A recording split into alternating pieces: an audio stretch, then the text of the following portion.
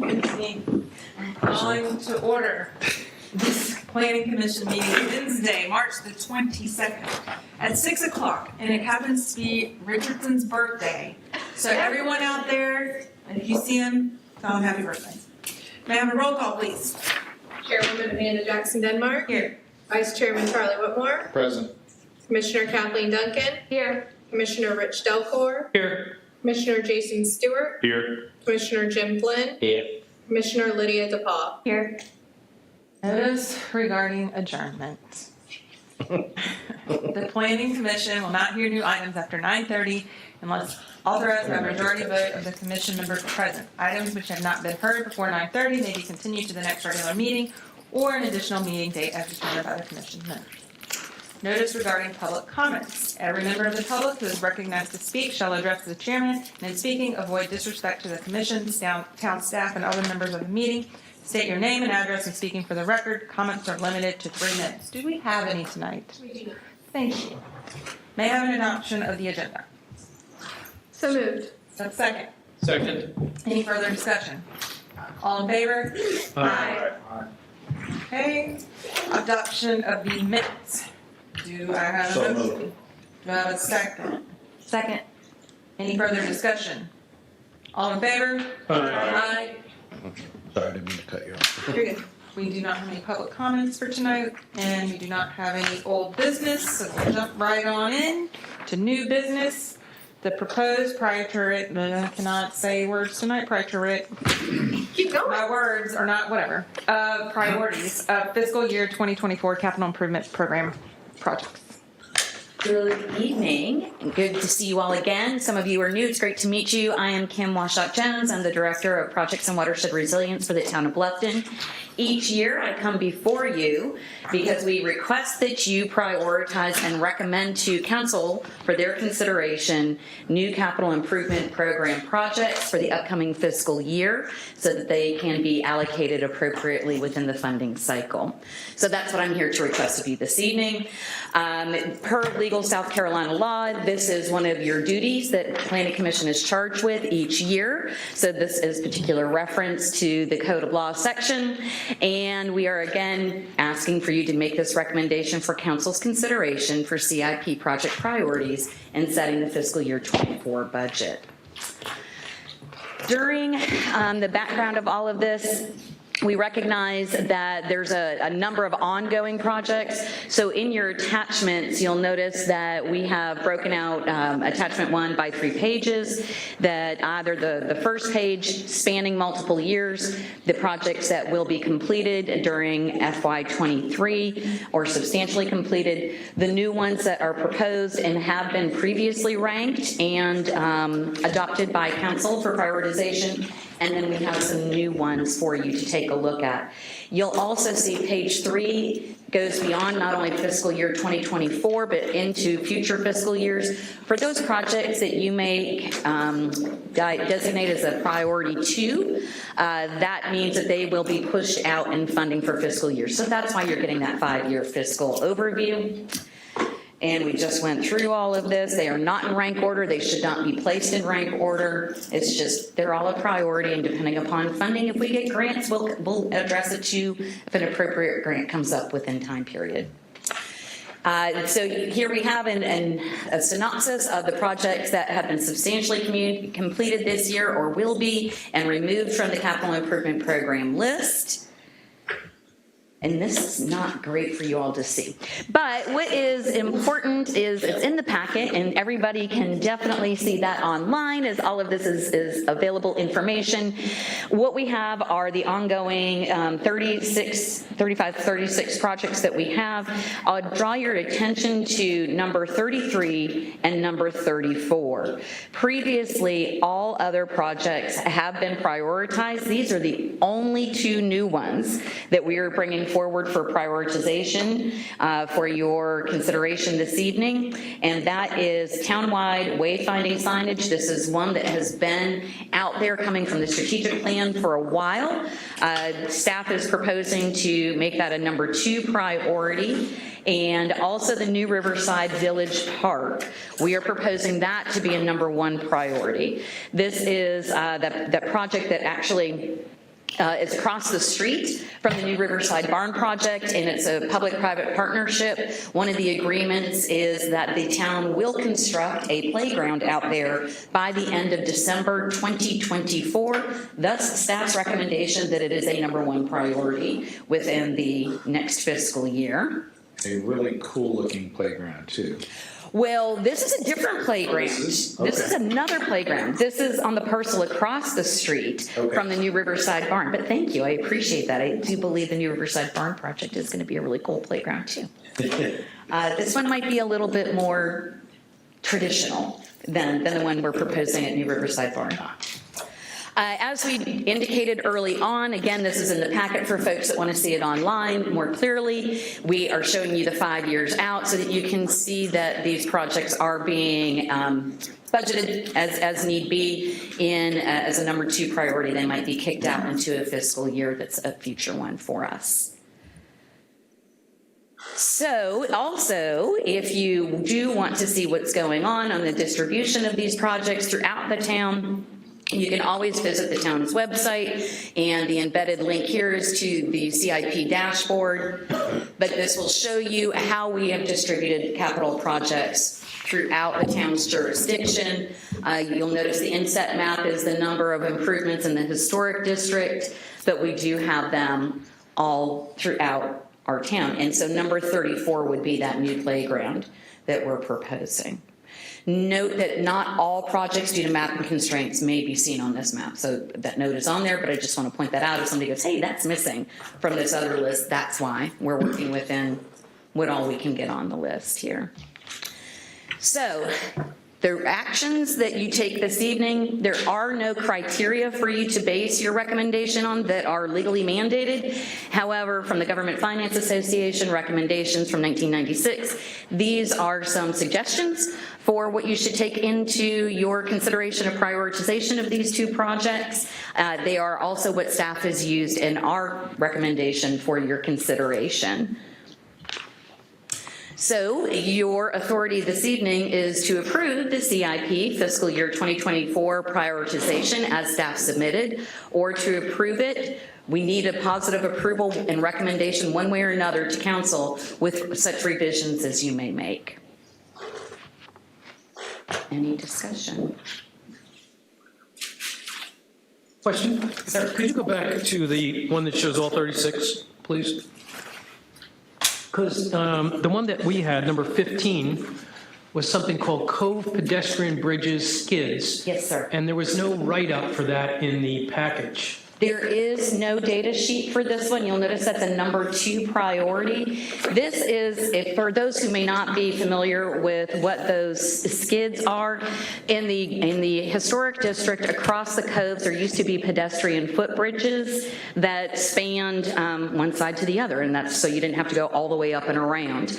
Clearly, those no longer exist. There had been some recommendations and discussions a number of years ago for the town to go ahead and investigate reconstructing those. However, that's dependent upon Ghost Road acquisition, where we have unclear title. And so as we're still working through acquisitions, that has been pushed out. There's also, that's why we're not there yet. We're still in the legal process of acquisition. Very astute observation, by the way. If I could add to that, I mean, it was a cool thing at one point, but there are property owners that are saying, no, that road doesn't exist anymore, I still own it, so. Gotcha. One other question, and I'll cede the time. Item number 28. Is it the... Stony Crest Campground, Old Palmetto Bluff. No, I'm sorry, wrong one. Okay. Number 21, the path. Could you say a little bit more about that one? I didn't really get enough out of the data sheet. All right, so for the new River Linear Trail, and you can see we're currently working on that. That's been previously prioritized and has received funding. That is essentially a Rails to Trails program, an old rail bed that is a currently unimproved pedestrian pathway, linear trail that leads down to the new river.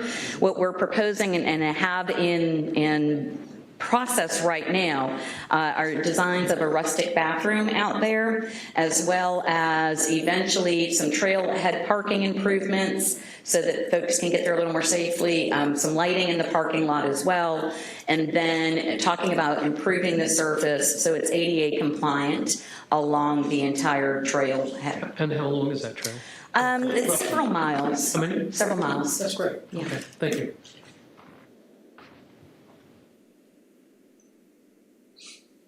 Do you have something, Lydia? I had a question. Yes, ma'am.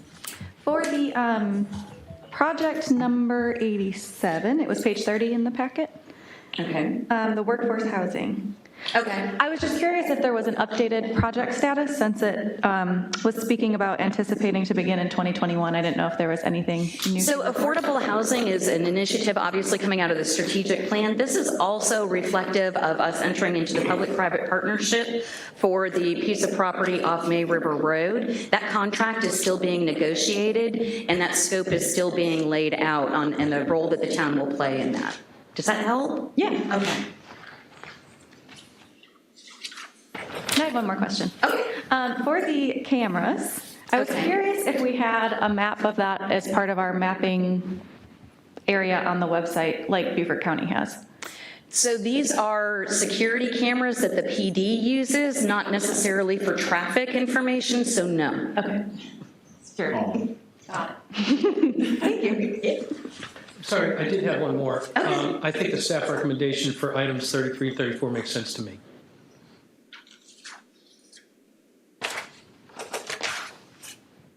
Yep. Charlie? I'm prepared to make a motion if. Okay, well, you want to make a recommendation, isn't it? Yeah, it's a recommendation. Totally coming off the top of my head. I move to adopt as submitted the prioritized list of proposed capital improvements program projects for fiscal year 2024 for council's consideration. Do I have a second? Second. Any further discussion? All in favor? Okay. Cam, you and Thank you, your Jen. partner. Thank you, folks. And Doing a Richardson, you great can't job. say I hold you up on your celebration. Okay. Item number 2, the UDO amendment. This is a public hearing, so I have to do calling once. Right? Public hearing, calling twice. Public hearing, calling 3 times. Anyone? Okay, public hearing is closed. Charlotte, you want to talk about chapter 23? Good evening. So the amendments we have before you tonight relate to procedures and standards for Old Town Bluffton Historic District. And what I'd like to do is go through the PowerPoint, hit the highlights of the things that we think that you should be aware of. And I'd be glad to go through the text if there's anything that comes up, if you want to focus in on that. But let me start. So And we again, have seen this before. I'm sorry? We've seen it at Planning Commission before. Not Just Planning Historic Commission, at Historic Preservation Commission. So we have taken it before them just to get comments, and they seem to be fine with it. So there are a couple of process-related sections of the ordinance that we want to update. Includes certificate of appropriateness, historic district, and the designation of a contributing resource. Basically, those are the historic buildings and 2 of our coves within Old Town. We have 84 total. The design standards within Old Town Bluffton Historic District, there's some formatting we're correcting, some typos. And we also want to correct the front build 2 zone for a couple of zoning districts. I'll talk about that. And then we want to correct a square footage discrepancy between our sheds and our carriage houses. So there's a gap right now in the ordinance, and we'd like to fix that. And then we also want to include some revisions and new definitions. So the first process item that we want to correct or update would be the certificate of appropriateness. So anytime there is new construction within Old Town, an alteration, addition to a building, a relocation of a structure, or a demolition, a COFA would be required. So there's some items here that I want to talk about, what we've done. We are making distinctions between our non-contributing structures and our contributing structures. And we're also preparing guidelines to supplement our ordinance. So anytime, for example, there might be a relocation or a demolition and we want to identify how materials might be stored or how the building might be documented, we'd like to put those in guidelines that would be adopted by a resolution by council instead of having that within the UDO. So let me start with new construction. So we do have criteria right now in the ordinance that we want to update. So in addition to applying being the Old Town Master Plan being consistent with that, we'd like to identify also that the comprehensive plan, it must be any new construction or any changes would have to be compliant with the comprehensive plan that we adopted last year. We're also including a provision in here that a final development plan for non-residential or multifamily would have to be approved before we could approve the COFA. And that prevents us from kind of going back and forth. If there's an adjustment to a plan, then we don't have to adjust the COFA. And I think that'll be a time saving for staff, and it may also be a financial saving for the property owner. Compliance with Article 5, the design standards, that would remain. We're also including a provision here that there be a compatible visual relationship. So it's not just the development standards and the design standards that would apply, but if, for example, and I'm just thinking off the top of my head, if we had a street where all of the buildings were set 20 feet back, someone couldn't automatically just plop the building down 5 feet from the right-of-way, even though the standards of the district might allow that. So this gives the Preservation Commission a little bit of teeth to make certain that we're maintaining the traditional development pattern of Old Town, and that's been a little bit problematic, I think, in the past few years. And then we are keeping the compliance with the application manual. So that would apply to new construction and alterations. And in addition to that, if it's a contributing structure, then the criteria 6 through 9 would also apply. We want to make certain that our architectural features, historic features are preserved. If there's any additions, that any new additions would be distinct from the older building, and that if it had to be, for some reason, taken apart, that it could be easily done so without destroying the historic fabric of the building. For relocation, we want to be able to have the ability to make certain that the relocation is done very close by to the original site. It may not be, but being able to have this criterion in there would be helpful.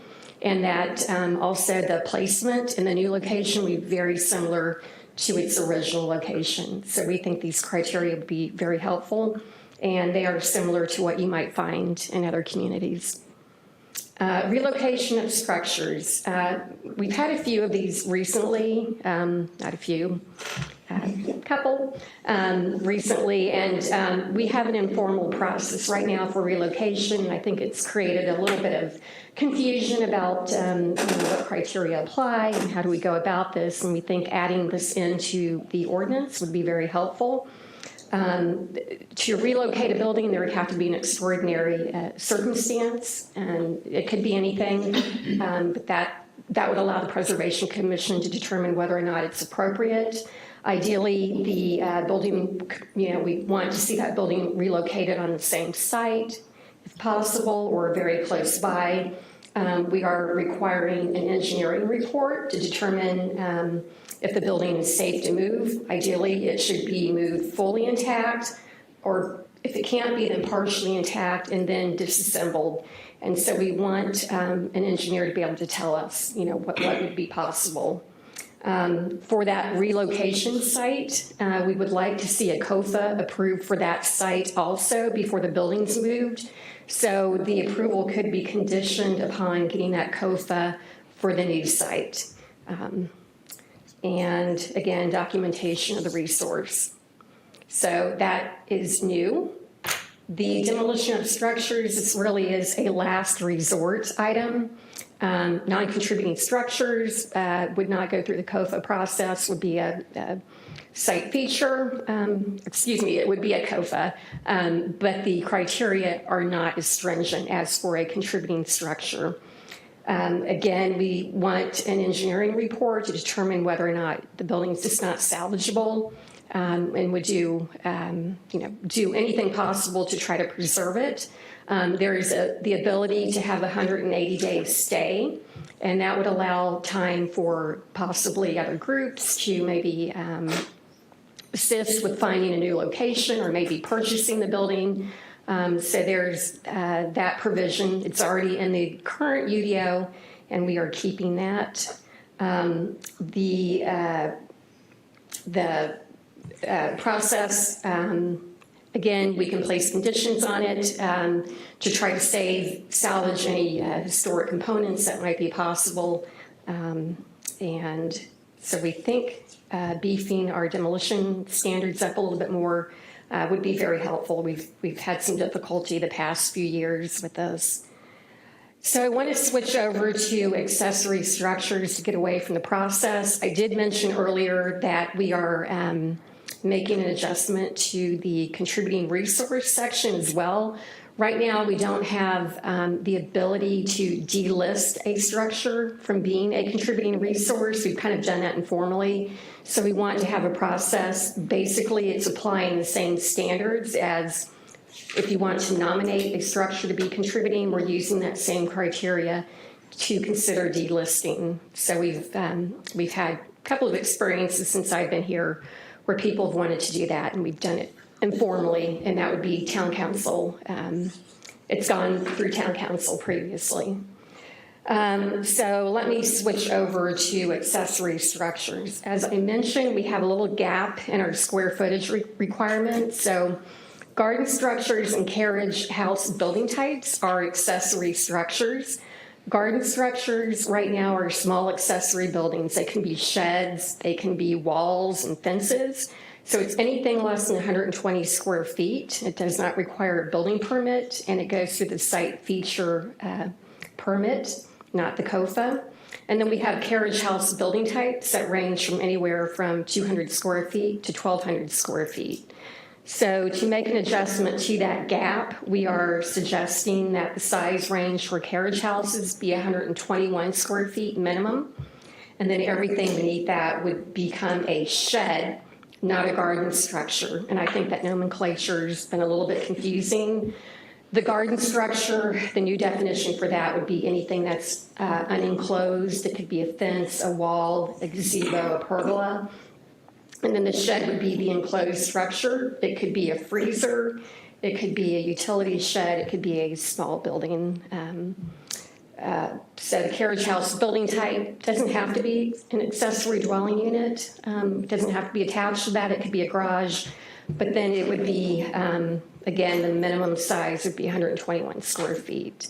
And just to give you visually so that you can get a feel for what that size would be, the shed, 120 square feet or less, are the small and medium utility sheds that you see there. And then the larger shed would fall under the carriage house building type. And just to give you a little picture there on the left, the accessory dwelling unit would be a carriage house building, and then the shed would be a shed. So just to give you a sense of what I'm talking about. Other changes that we are proposing, that my title's incorrect there, I apologize for that. We are proposing some changes to the neighborhood core historic district.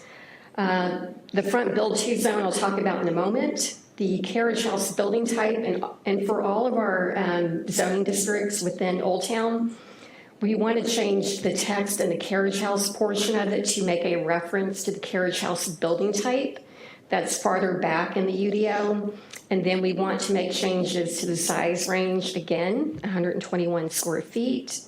We are changing notes to the word characteristics, and then changing some other related things here.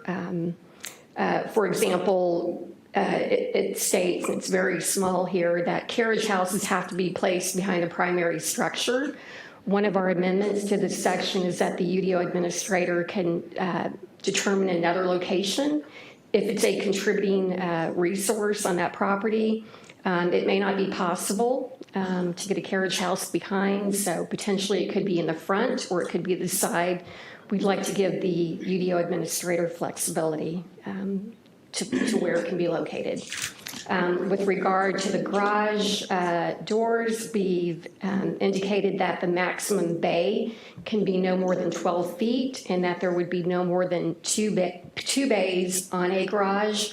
And then additionally, there's the possibility of having a smaller bay for a golf cart or some smaller vehicles. So there's that change as well.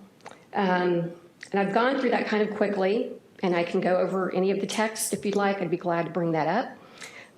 But the review criteria that is identified in the UDO, really none of these apply. So there's really no relationship to this, but I do have to bring that up. It's a requirement. So the action tonight, you can approve as presented, make amendments to what's shown, or deny. And then the next steps to this would be going to town council, and I believe we made an adjustment this afternoon that this will go to town council in June for a first reading. I think it's still a little bit up in the air right now, but it's May or June that it will have its first reading. And with that, here is the proposed motion. Glad to take any questions. Questions or clarifications? So many questions. No. I just had one question. Actually, just a quick question. UDO admin, is it still Heather? It is. Okay. I know we're focusing in on historic district in this one, but please, please, please, as soon as we can address the issue in the UDO that created that apartment building on Buck Island, can we get something in front of us? Next month. Okay, perfect. I just, Just don't forget about it. yeah, we don't want to, in the interim, have another one that we have to deal with, so. That's all I had. I know Kathleen probably has a couple things. Yeah. The one question I have relates to, would a tree be considered a contributing resource? We do not have any. So one of the reasons I asked that question It could be, but we don't have any right now. Okay, because one of the reasons I asked that is like May River Montessori, they had, and they didn't have a tree up on the street. They had a tree behind the building, which is forcing their building closer to the street. So it brought this jumble of thoughts that then spill out of that. If what if the tree had been up front? What if there was one back behind it? Like pushing and pulling at that setback, having some flexibility in that so that you can protect trees would be something that I would be interested to fold that language into our setbacks as it pertains to Old Town, because we do have a lot of trees. And Maybe that's in there and you can speak to that, and it may be a non-issue. So I don't think it's a contributing resource. They do, I know in my experience, they're very helpful with, if you have existing trees that are making you have to do things that aren't normal, then there are sometimes concessions, so it's project specific. Well, the other thing I'm seeing is also trees come out because they're where the building footprint is, and so there's just no protection of the trees that are existing and are large. So, and our tree ordinance, I don't see necessarily goes far enough to protect those. So one of the thoughts I had, this might be an opportunity to protect, Add language. make them a contributing resource. it would be the criteria that it would have to go through. Sorry, I'm thinking off the top of my head. The criteria that we apply for a contributing resource, in that case, it probably would not be categorized contributing. Usually it's a tree might be associated with an event, like the secession oak. Sure. I mean, in that case, yeah, I think that would qualify to be contributing, but an oak tree. That's not in the, it wouldn't be in the contributing resource category. It would just be in some of the landscape requirement language. And that may be related to updating the tree ordinance section, the landscaping section. And we do know that we still need to do some further work.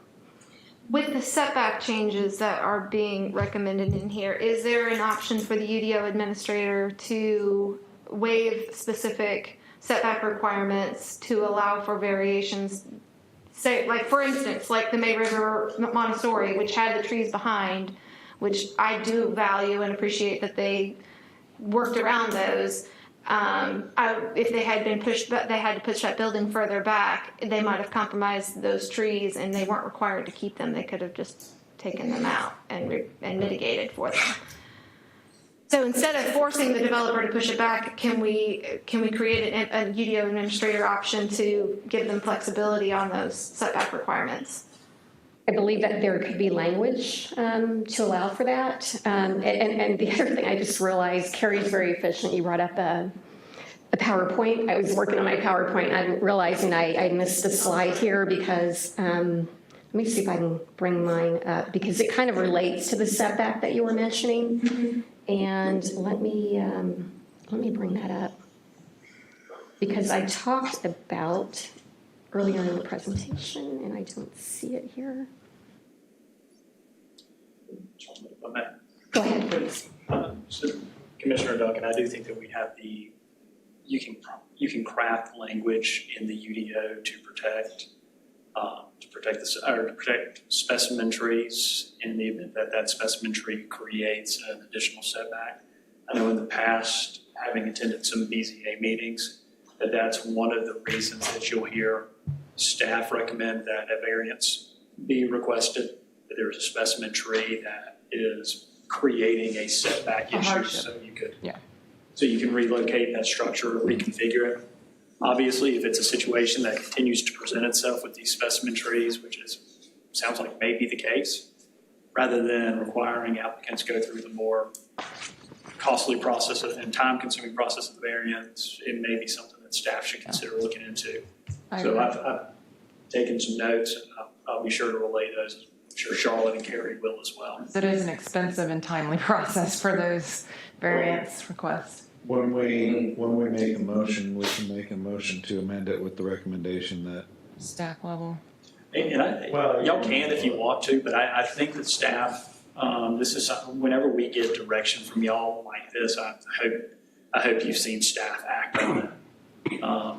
So I think enough. That's your birthday, and I'm afraid you'll forget because you're going to be. Thankfully, I'm not responsible for remembering, so that's one of the beauties of this job. That's why we recorded. Yeah. What else you have? Looking at the accessory structure, I can see where it says maybe used as garage, dwelling unit, small scale shop, studio, workshop. And apparently I don't have all the parts of the UDO memorized. I don't know why yet, but one day I fully with memorization. I know, I'm working on it. But I wondered if we had some nuisance language that we could reference, because I think potentially things being used as a workshop, potentially this could be a wood shop, this could, and you're listening to somebody saw at 2 o'clock in the morning because they decided to go build whatever, which you could have with your friend who has a garage next door and who just likes to do woodworking. But when it starts becoming like a workplace also, potentially For the shed? No, for the accessory structure. Because they're talking about it can be small scale shops, studio, workshop. Like it could potentially create noise nuisances or visual nuisances, things stored. I just want to see if we can reference, so long as it doesn't become, what you're doing doesn't become a nuisance to the neighbors. Or if it's already covered, there's nuisance language that already covers it and it doesn't need to be referenced. We have the noise ordinance, and there's some other things. And there's language in there of permitted or conditional uses, permitted uses, so throughout the district as far as what you can put in them. So like a woodworking shop couldn't be everywhere or whatever. I mean, I had a neighbor that was running a small business out of his garage, repairing motorcycles, which meant I listened to motorcycles all day long, and then he would come have a big semi, and he'd load them up and take them out. This was a nuisance to me. it was beyond the bounds of something I could do something about in my neighborhood. But it's perfectly allowed, but it's still a nuisance. Maybe that's what I'm saying, a different category than not the building type itself. So without getting into too much detail on nuisance law, first question about whether the UDO includes any language. A quick skim, and to the best of my recollection, I don't think so, because typically what we would want to do is avoid having the zoning standards permit something in an area while also having it perhaps fall under that nuisance. It's either permitted or it's not. We like to provide some sort of clarity and some defining lines there. Obviously, though, there's private nuisance, public nuisance. There's all sorts of different issues at play here, whether it's a dispute between two neighbors that the town doesn't want to get involved in versus whether this is an issue where you're having the flexibility in our form-based code and the flexibility in the UDO being used to circumvent the true intent of what we're trying to accomplish here. If that's the case, I think that staff and town council and planning commission would act accordingly and try to prevent that. But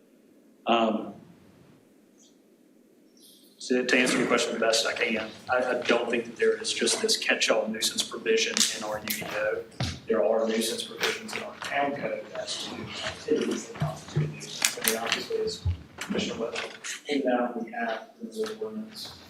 And then there are also, as Commissioner Denmark pointed out, there are the rules and regulations governing accessory uses, conditional uses, and maintaining that an appropriate accessory use to a residential structure. Well, and just to add to that, so for example, in the town of, I don't know if that's here that you dealt with that. Well, that's running a business in a residential area, and that's running an auto repair shop, and that is a finable offense and something that can be taken care of. Because we're not supposed to run an auto repair shop out of a house. Yeah, I mean, In a pure residential area, you know. yeah, there are obviously, I mean, it depends on the zoning district, but for the vast majority of the town of Lufkin is within a PUD, and the PUDs have their own set of covenants and rules that govern it. As for the UDO, which is largely limited to the historic districts and the historic district and beyond,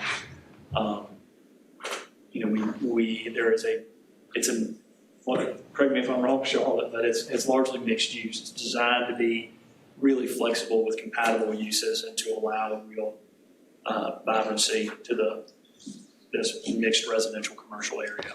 So obviously that flexibility can be abused from time to time. It's important to bring that up so we can also look into it. Another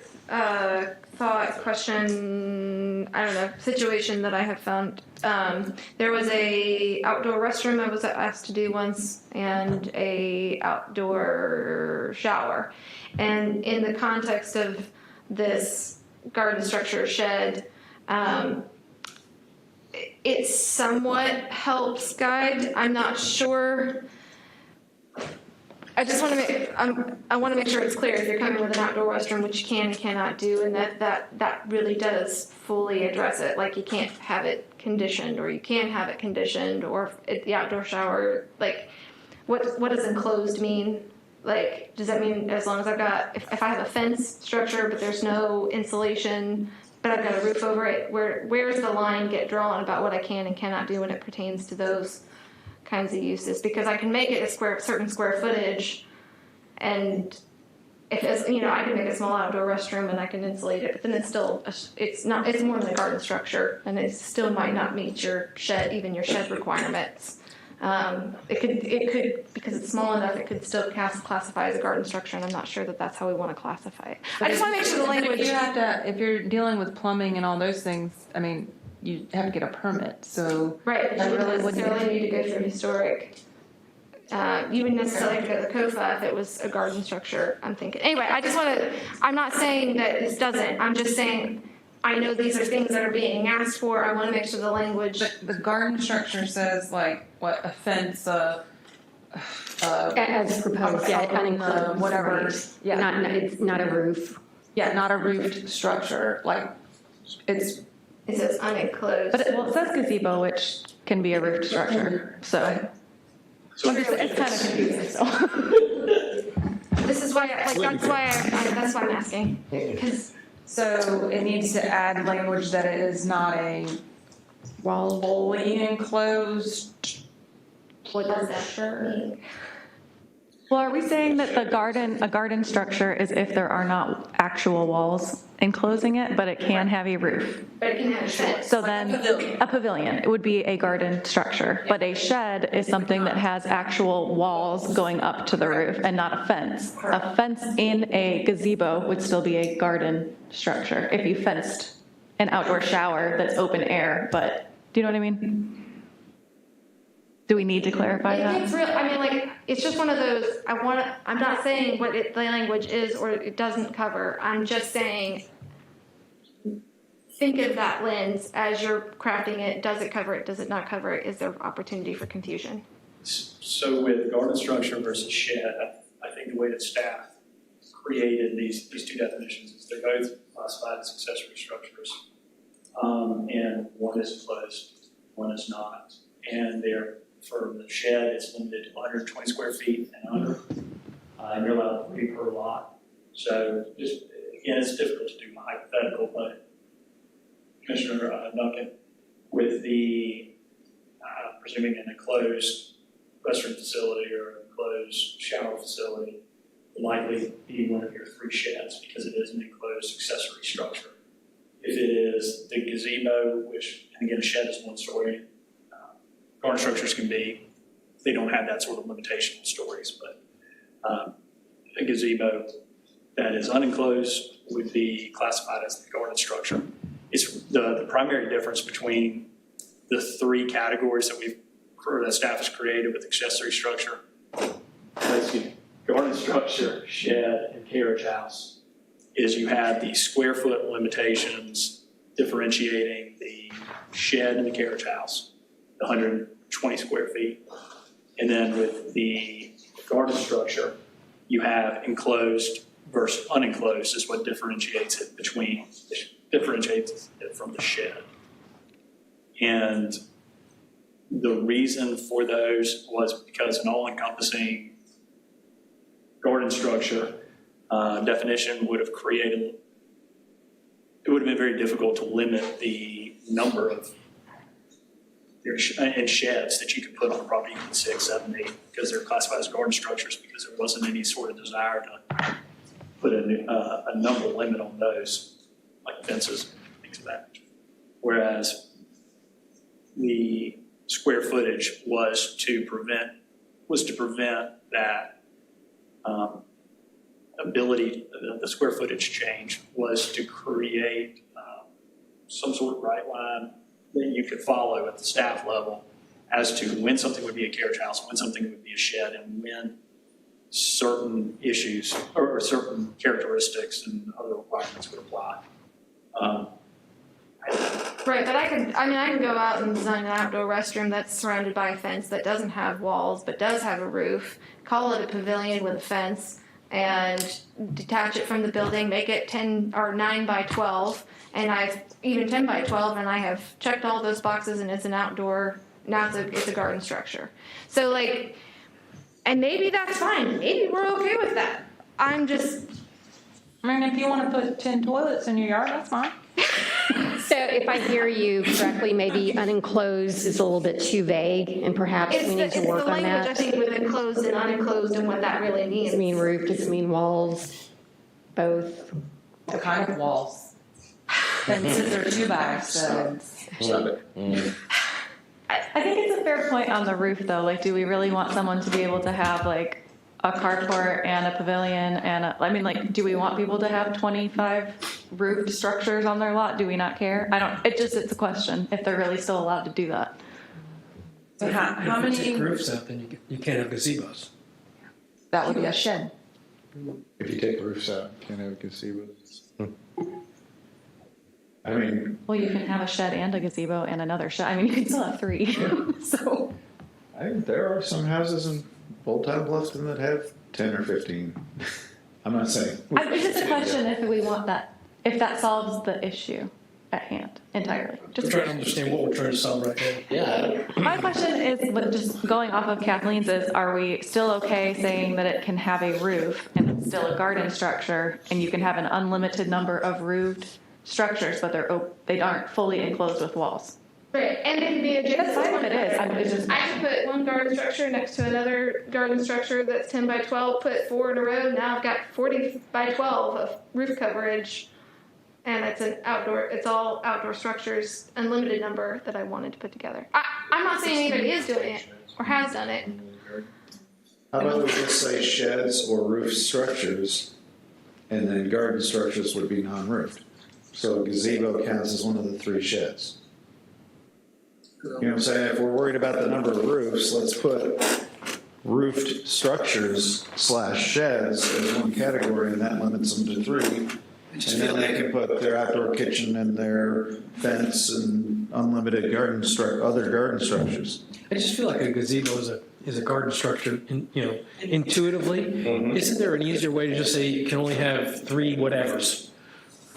That's why I was Well, that's what trying to I'm use saying. the roof. yeah, making the roof the delineating factor between whether you can only have 3 or whether you can have unlimited. So if there's no roof, they can have unlimited. As, That's the way this is. But why don't we change that? that's what we're saying. Oh, okay. Good. You gotta keep in mind, a garden structure could be a fence, it could be an outdoor kitchen, it could be you could have 20 of those in your yard and it looked perfectly fine.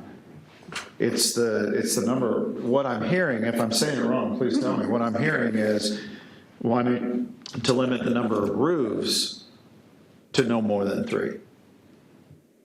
As opposed to having As an overall- 20 gazebos. Well, too, because you could, in theory, get however many gazebos you want that are all less than 120 square feet and put them all together so that you have this 1,000 square foot roof thing, but they're, you know what I mean? It seems like, right. So it just seems like there's ways that could be abused where if we just made it roofs, that would solve. And maybe that anything with a piece of roof it. should be going through, because it is a vertical improvement that's more substantial than a roof or a patio or a deck or, they're kind of outdoor.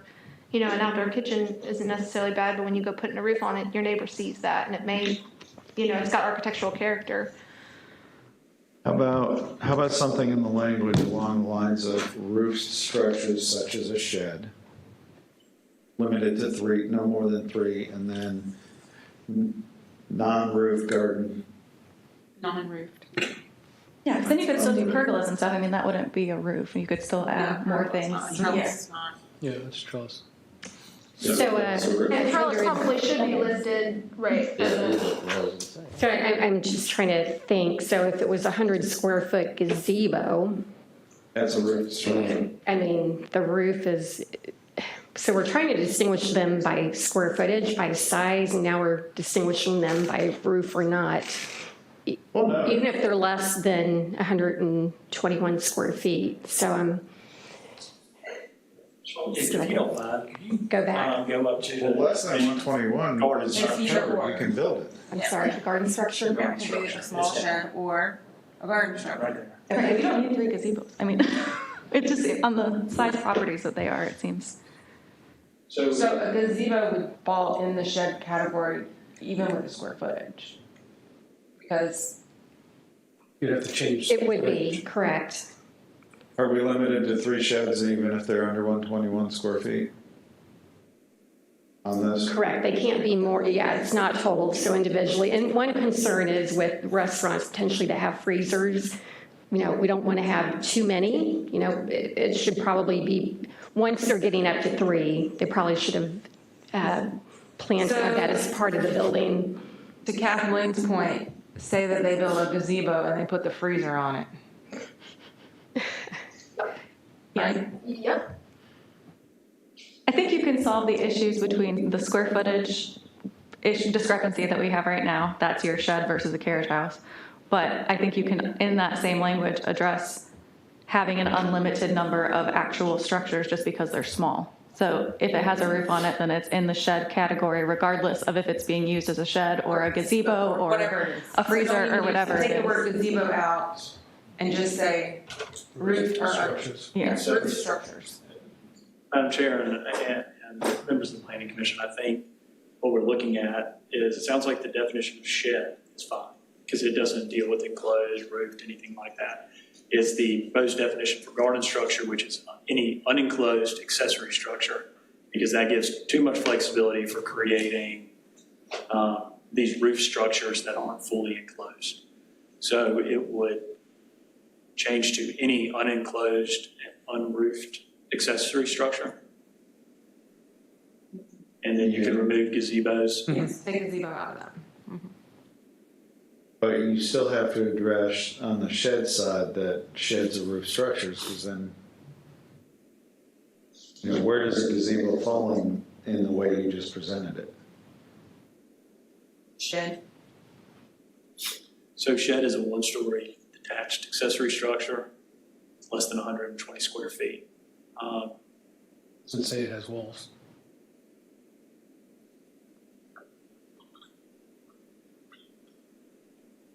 And you should put detached accessory structure with or without walls. I'm just saying, just Yeah. trying to, Because for thinking about like a carport that's not attached to a house, like where you're just gonna pull your car under, like what is that? That would be a shed. It's a shed if it's within 120 square feet. If it's more than that, though, it's a garage or a carriage house. Yeah. But that's what I'm saying is that goes to the point of walls and not walls, roofs and not roofs.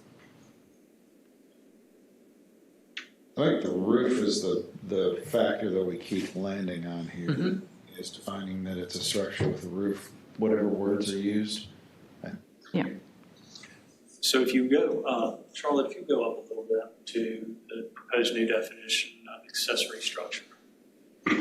So accessory structure is now being defined as a structure, and a structure is basically defined as anything that's affixed to the lot. A structure that's clearly incidental and compatible with the principal building or use located on the same lot, including carriage houses, sheds, and garden structures. Because we have those, we have the square foot element that's going to define whether it's a carriage house or a shed, and then you have the enclosed and roofed that's going to determine whether it's a garden structure.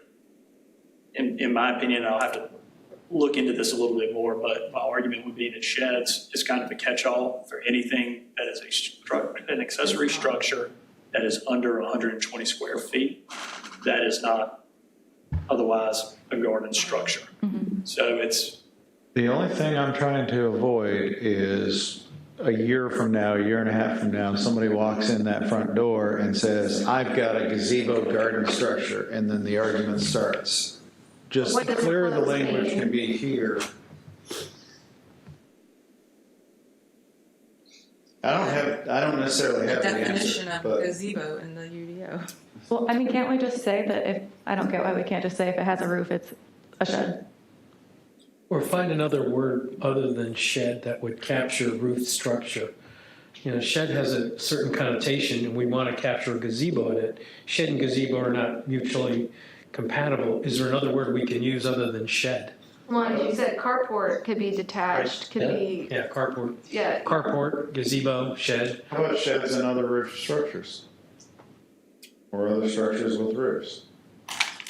That, It keeps coming back because that's the one element that it sounds like the planning commission is concerned about, is not having too many roofs. So the roof is the defining factor. It is, yeah. And I think Richardson's right, where it's really an update to the garden structure, because garden structure is included in the shed under the accessory structure. It's just that need a clear definition of that one. You're right. it's the unroofed that needs to be added to that. Remove the gazebo, which would have a roof. I mean, I think it's spot on. What you're saying is spot on. Because again, shed doesn't have in its definition whether it's roofed or unenclosed, enclosed. It's really that catch-all, one-story detached accessory structure less than 120 square feet. Okay, but here's the thing. Let me say one word. Kleenex. What do you think of?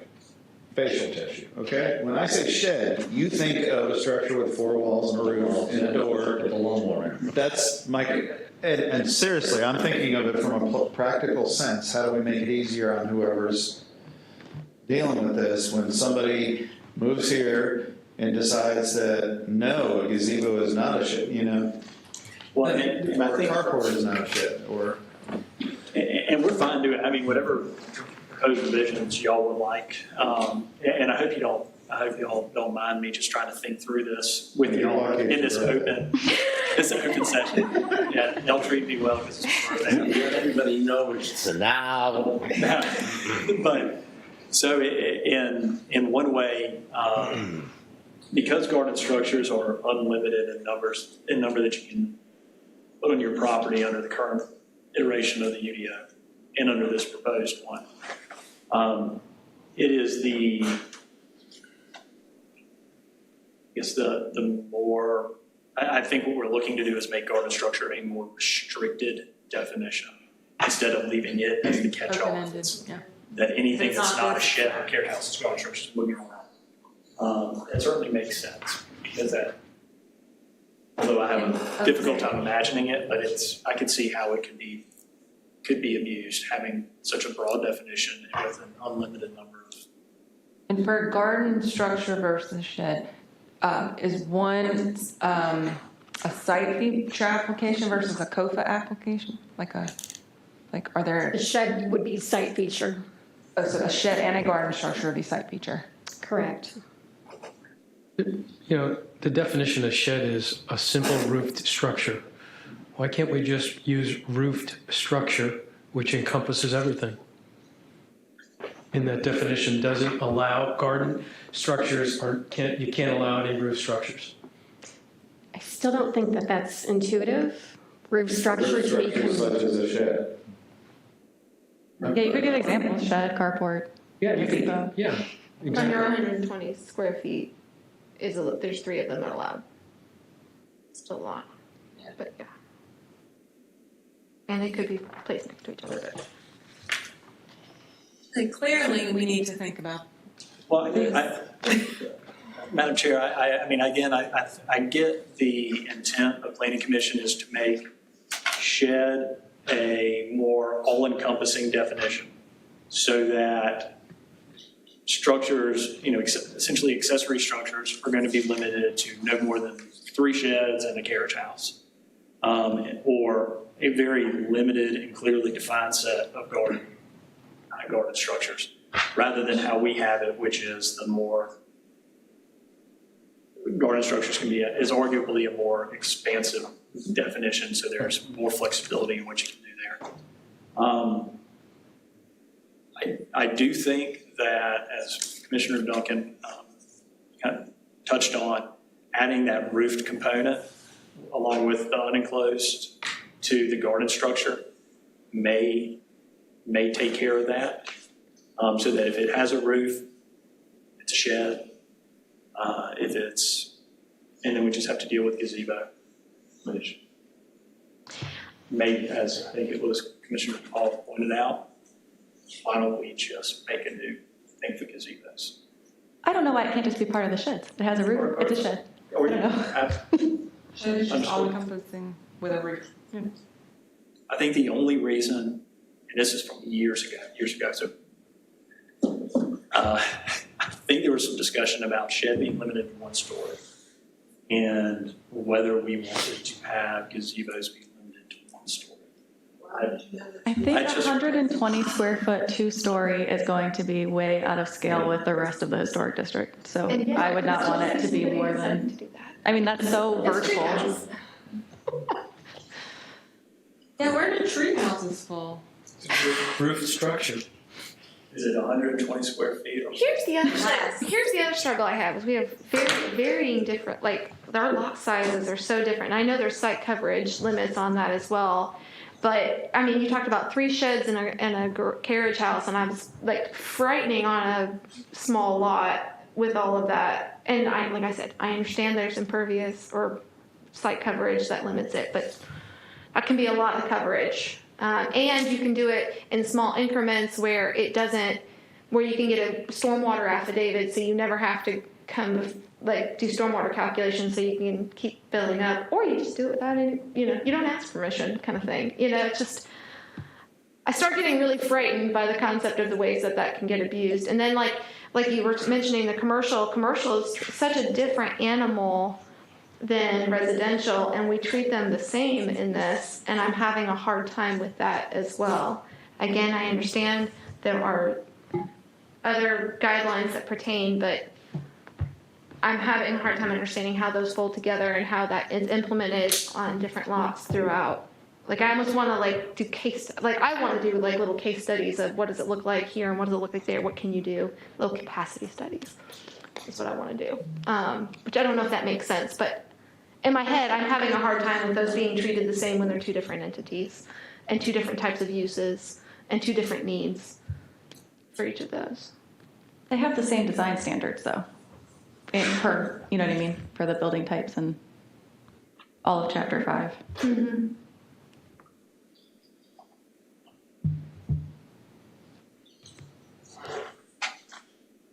For lack of anyone else talking, I think there's clear direction from the planning commission, and we probably are going to end up putting in a motion, whoever makes the motion up here, to separate no more than 3 structures with roofs to be worded appropriately. 3 structures with roofs, and that's inclusive of the sheds that are under any roofed structure under 120 square feet, and inclusive of carriage houses that may be in excess of 200 square feet. It's written as 1 carriage house, 3 sheds currently. 1 carriage house. So we don't want 3 carriage houses. 3 roofed 3 structures roofed structures. under 120 square feet. Yes. Okay. Unless there's another word that Charlotte, you find you're attracted to. I have one other question, and it relates to the definition of alteration. One of the things that caught my attention recently is that I think historic building down by Wright Family Park and Church of the Cross, where they just removed all the siding off of it, and I don't know that it went through historic preservation. It was a site feature because they're just replacing. So the historic preservation doesn't review that, but that's a staff level review. So there is staff that has reviewed it and said that it's. So do they look at color with that? Yeah, we do not look at color. Yeah. So they could change the color. They could. They're not going to, But they could. Yeah, we have. anybody could change. Could they have? color. Can they change the siding entirely? Can they? Not without approval through, like Glenn's handling all that. He's Okay. deals with That site historic preservation. He's looking at that from the even before a site feature application. Yeah. Okay. Anything dealing with contributing resources, Glenn's taking a look at. Because that was a contributing resource. Okay. If it was not a contributing resource, it would still be a site feature application, but Glenn wouldn't be involved. Not necessarily. Not as formally as he is with contributing structures. I don't know where his lines are drawn, but I know that at historic preservation, he's eye on it. So do we have a definition of alteration? We do not. Okay. Are we using the national, it seemed like some of this was coming into alignment with the national standards for historic preservation. Are we using their definition for alteration? We do rely on the Secretary of Interior standards for guidance. Yeah, that's referenced in there, isn't it? And they have a. There's a specific definition from the Secretary of the Interior for historic resource alteration, but it wouldn't be for not historic resource alteration. In our historic district, yeah. Yeah. So it might be pertinent to actually add a definition for alteration into our UDO and just make sure it doesn't conflict with that Secretary of the Interior's. I don't think that we need to do that. Let me go back up to. Okay. We refer to the defaults to that if there isn't a definition. That's correct. Okay. Moment, compliance with U.S. Secretary of Interior standards for rehabilitation. So we use that document for guidance. So that means if we're going for a definition of pretty much any word that's in here that's not clearly defined. So what's their definition of shed?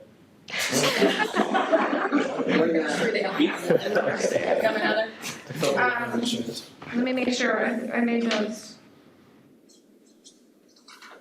Oh, oh shoot. Provide report criteria. There was an engineer report that you made reference to. And for the engineer that's providing the report, do they need to be a licensed individual for that? I mean, I know it says he's Registered working. professional. So, yeah, registered in the state of South Carolina. Okay, okay, great. Okay, that's it, that's all I have. I do want to bring up one thing I mentioned before, and I think it's important. Let me do this quickly. I thought I had a slide for it, and I may not have saved it, but I mentioned the front build-to line is being adjusted in 2 districts. So in the neighborhood core and the neighborhood center, we are recommending that we add an additional 5 feet to the minimum setback. So if it's 5 feet now, we are proposing that the minimum be 10 feet. And this will allow for the landscaping to be placed in front of the building. There's an 8-foot requirement right now. And so there's a discrepancy between the current setback and then that requirement, which will allow that. And I think these setbacks or front build-tos are also more appropriate to the traditional development pattern. Promenade's a little bit different because they're governed by their own standards, so they will not be affected by that, any future buildings in that area. But for areas such as along Calhoun Street, these setbacks would be required if they're approved. So 5 feet is not substantial. I think they're more appropriate for the development pattern that we have. Charlotte or Amanda, it's a dumb question. I'm glad you're increasing them. Why do you have an upper limit? Does anybody ever use the upper limit? Yes. You don't want it too far back. Okay. So they're not just going right to 10 all the time. They will sometimes go to 20. Correct, and it's an area where people can congregate in front of the building, or if you have a restaurant, you can put chairs out and tables. I have a little challenge with this, and I'm defer to the planning commission and to staff on it, but part of what we did way back in the day was to try and make it so that somebody could build on Calhoun Street up to the road like the store was, and like what's now the Pearl is. It got built under those guidelines, and if we do this, we're not going to have any more of that up close in Old Town. I don't think that's true because porches, they don't have So to the be. porch doesn't count in the setback? So that's what makes it challenging with the build-to line being so close, because then you can't put a porch because you're right on the sidewalk or over. That addresses it right there, because you've got those front porches on the 2 examples I gave. You can do that. It's still very inviting that way. I do have a question too. When we are, I've just always kind of been curious about how we got here with the setbacks, but it seems like all of our setbacks are based on lot width with no regard for lot depth. And so I'm only worried on some of the lots we've allowed the subdivisions to be as small as 50 feet wide, but I haven't seen, maybe correct me if I'm wrong, if there's a depth that's required when we're doing subdivision. So if we're increasing the front setback by a minimum of 5 feet, I'm just wondering if we've looked at what that means for certain lots, given that all of our guidelines are written about width and not depth, and there's all sorts of different shaped lots and what the impact of that might be. And maybe that's just a case-by-case thing. But was kind of curious, because a lot of times, depending on where the lot is and if it's really large in width but very narrow in depth, a lot of these setbacks are super restrictive. So I would assume that would be a case-by-case. Correct. And that's going to be more planned development as opposed to UDO that's handling mostly. Yeah, but thinking about, like earlier we were talking about the trees, I mean, it's a good point. Should there be language that it's at staff level versus a variance? Because then you're in a hardship, like that's a lot of time and money for somebody because they can't build on their lot now, right? basically, yeah, just because it's not like we know that every lot is at least 50 feet deep or 100 feet deep or whatever. And so we're giving these setbacks kind of based on width and zoning, but that doesn't necessarily relate to the actual lot size since we don't have any criteria based on depth, but the rear setback is the same everywhere, regardless of how deep the lot is. So I just think it may be, there's an opportunity for that on certain lots to almost restrict just the use of the buildable area for them to a point that they may need to still be able to do that. So you're saying there could be a 100-foot wide and 40-foot deep lot, and all of a sudden they can't. And you have a That's tiny what's little setback. strip that you can build in. Well, if it's 100-foot wide, it classifies it as a different lot type. It does, but those setbacks are still very restrictive on because it doesn't look at the depth whatsoever. It does look at the area, the property area, though. So it's hypothetically speaking that you did a small lot, and I can't remember the nomenclature that they use, and it has to be the 50-foot wide. It also has to be like a quarter acre. And so that drives the depth. That drives the depth to be. Yeah, but there's existing ones, and I'm aware of lots that have been recently subdivided too that are going to have the setbacks are an issue because they don't take into account the depth. And even though they're a large square footage of lot and they are wide, when you have a 40-foot rear setback on some of them, and they get very, very narrow. And so this can end up being case by case is fine with me. I just want to bring it up that without having the depth, having regulated any of these setbacks it's what I've been aware of with the UDO, and we're changing the front. And Charlotte, correct me again if I'm wrong, which does happen quite a bit. With the setbacks that are up here it's only as to the neighborhood center and the neighborhood core HD Correct. districts. Correct. And the lot sizes, the small lot size, large lot size, all of those apply outside of the historic district? No. Or they apply throughout the UDO? So if we have because, with the form-based code, it's about the building type. And so that you have I'm just trying to think if y'all have looked at the existing properties in the neighborhood core HD and the neighborhood center HD zoning districts, which are fairly small. So I haven't gone through all of them to determine, how this might play out. Again, it's a case-by-case basis. It's possible to pursue a variance if there's a true hardship. Then the variance may be available to the property owner. So the areas that we're talking about, the two districts are the neighborhood core here, roughly the promenade area, and then south down Calhoun Street, and basically the center, the heart of Old Town Bluffton, and then a little further along May River Road. So it's only these areas, which is the more commercial of Old Town, where some of the larger lots are already in existence and developed. But again, case-by-case basis. Would there be language in there, I don't know, legally speaking, because it's zoning for the variance stuff, like with the tree situation, if it was stacked, so that people don't have to go through zoning board of appeals just because of the hardship that the town has put on them. So why would it be fair for them to, I'm just playing devil's advocate, why would it be fair for them to have to pay to go through a whole variance process just because the town changed their setback? If it's something that staff is interested in, and it's certainly something that we could look into drafting the appropriate language. The issue with the specimen tree may be a little bit easier because it's a clearly defined triggering event that can occur, that can give you the ability, give the UDO administrator the ability to review it versus trying to create a defined lot type that may trigger it. Or we want to limit the amount of flexibility in for the UDO administrator so that people have a defined set of guidelines that they can follow. I was just curious if we could maybe put language in there that if there's a lot depth issue, that the UDO administrator could make a decision. And that way they don't have to go through ZBA and all that. We can absolutely. I just think we need to revisit some of that language. I just didn't know legally, can you do that without the variance kind of situation? Or does the UDO administrator grant the variance?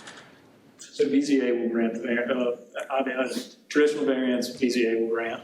The UDO administrator, we do provide flexibility, like with building materials. So Sure. But we're talking about lot lines and setback lines, so that's why.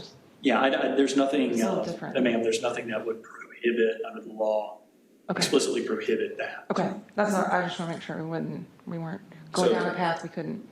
Theoretically, you could put in there that if there's a lot depth issue or I don't know the best way to word it, that it's at the discretion of the UDO administrator. I think that without getting into the weeds here, the issue is really going to get down into a series of decisions and the legal issues that will result from, denials, denial approvals, and making sure that you're not rendering arbitrary and capricious decisions by the UDO administrator. That's why you have these really specific zoning laws, because these are their laws. Yeah. I So think it would just be a variance. I mean, they administrator- should just need to go to BZA if that's the case, essentially. But I think that's the preferred method, but we Yeah. can certainly look into it to see if we can craft that language and also look into the properties to see whether it's really necessary at this point. One more question I have on that too, though, is there, if somebody has a larger lot that they want to subdivide, is there anything in there that allows us to review that? Because I've seen so many lots get subdivided based on they have to be 50 feet wide. But knowing that we're changing some of these front setbacks, is somebody going to be specifically looking at the buildable area that's left to see if it's reasonable when we're approving lot subdivisions? I mean, town staff, when you submit, is Okay. reviewing. I mean, they're pushing the applicants to make sure that it can be reasonably used once they subdivide it, particularly when it's historic, closer to downtown where. I think they catch all that, the pre-app meetings and. I was wondering, this is back to Commissioner Delcour's comment about the maximum front to build zone. I was wondering, because I know I'm thinking of Calhoun Street, and I'm thinking of several of those, some of the existing buildings that are there have to be more than 15 and 25 feet. And so one of the things that I'm I got a soapbox about is developing in a character of what we've currently got. And so when you start pushing that, you're still pushing it closer than even what some of the existing character is. And so I'm having a hard time with that, even that maximum, because if they have a lot that's deep enough, they should be able to put it back where they want, even if it's not right up on the road. I don't want to necessarily preclude that, but I also, their ability to put it up on the road, but I also don't want to limit their ability to set it back because they don't want to have a huge building or because of some other extenuating circumstance. Look at the maximum build too. Yeah, I really I'm not sure, why do we have to have that? Right, and I go back to that with you, I share that with you. Are you asking me why we have that? Why do we have to have the upper level of the build-to zone? Maximum. So I believe from the Old Town Master Plan, the point was to have more activity along the street, and having those buildings closer creates a more urban environment, rather than having. I think what we've learned from the past years of development since the initiation of the ordinance, I'm not sure that fully was representative of where we wanted to be. That's why we're pushing this back 5 feet anyway. I don't see why we need to force them to be up on the street. There's plenty of activity on the street. I'm just not even worried. I'm not worried about that in our Old Town area. I guess, when I think of the corner of Calhoun and Bridge with the buildings that are right up on the street, I could see where pushing it back makes a lot of sense, but these lots aren't that deep and the buildings aren't that small. Why is there an upper limit? The only thing I don't want to see is parking in front of the building. I want the front of it to be pedestrian. That's the only reason I can see having that upper limit. I'm sorry, Well, it's in there anyway, it says parking can't be in front. Yeah. So again, that goes back to then why do we have to have the upper limit? I think, wasn't that not a huge part of the original master plan? I mean, I feel like that would be totally changing some of the vision documents that are already in place. Yeah. All the charrettes and Charlotte nailed it on the head from what I remember. I mean, there was such a backlash with those 3 lots at the old eccentricities. I just don't see the town, the town people saying we want all these buildings right up on the street. I hear them saying they like a little relief from the street between them and the buildings and have room for trees and have room for gathering spaces. I think these new proposed zones give you that flexibility, though, because you've got from 5 to 25 feet But it prohibits your ability to develop the way that we've traditionally developed Old Town, where these buildings were set back from the right-of-way. That's what it actually prohibits by doing this, is building into the character of the Old Town. Well, a lot of the buildings set back tend to be single-family, from what I'm thinking, and they're not among the building types, for example, in the neighborhood core. They tend to be more commercial or multifamily, and those are typically closer to the street. So some of the ones that you've already seen that are set back, they were originally residential. So But I don't have a problem, I mean, going like, forward, we're talking about the commercial. If we looked into something as similar to what Hilton Head has with their LMO, where they allow some flexibility at the LMO administrator level, LMO official, to provide a 50% reduction or a 50% change in the setback requirements, or deviation from what the setbacks are, perhaps we could, with appropriate things being shown to avoid going through the BZA. That could, if we can figure that out, you could potentially get a little bit more flexibility, which is kind of in line with what y'all are looking for. So to, reduce the front setback or build to zone by whatever percentage, or increase the maximum by whatever percentage to give that, to allow that For special circumstances. special circumstances. Certainly something that we can look into and have, if staff and everybody thinks it's right, maybe bring it back before y'all. Any other issues, comments, questions? Anybody want to make a? I do have a couple questions, Okay, sorry. go. At the last meeting we had, I think we talked about parking. Is that still going to be changed in a different iteration, or are we not addressing parking changes? Not as part of this. We'll bring parking next month. Okay. Is there something specific? No, I just wasn't sure if this was going to be like, this is the only thing that we're reviewing, or if it's coming in multiple, okay. You already, Why isn't it all done? just making sure. Yeah. I was curious why we're getting rid of the written consent of the property owner for delisting contributing resources. It's at time of application, maybe, is it still required, but not? she might have changed where it is.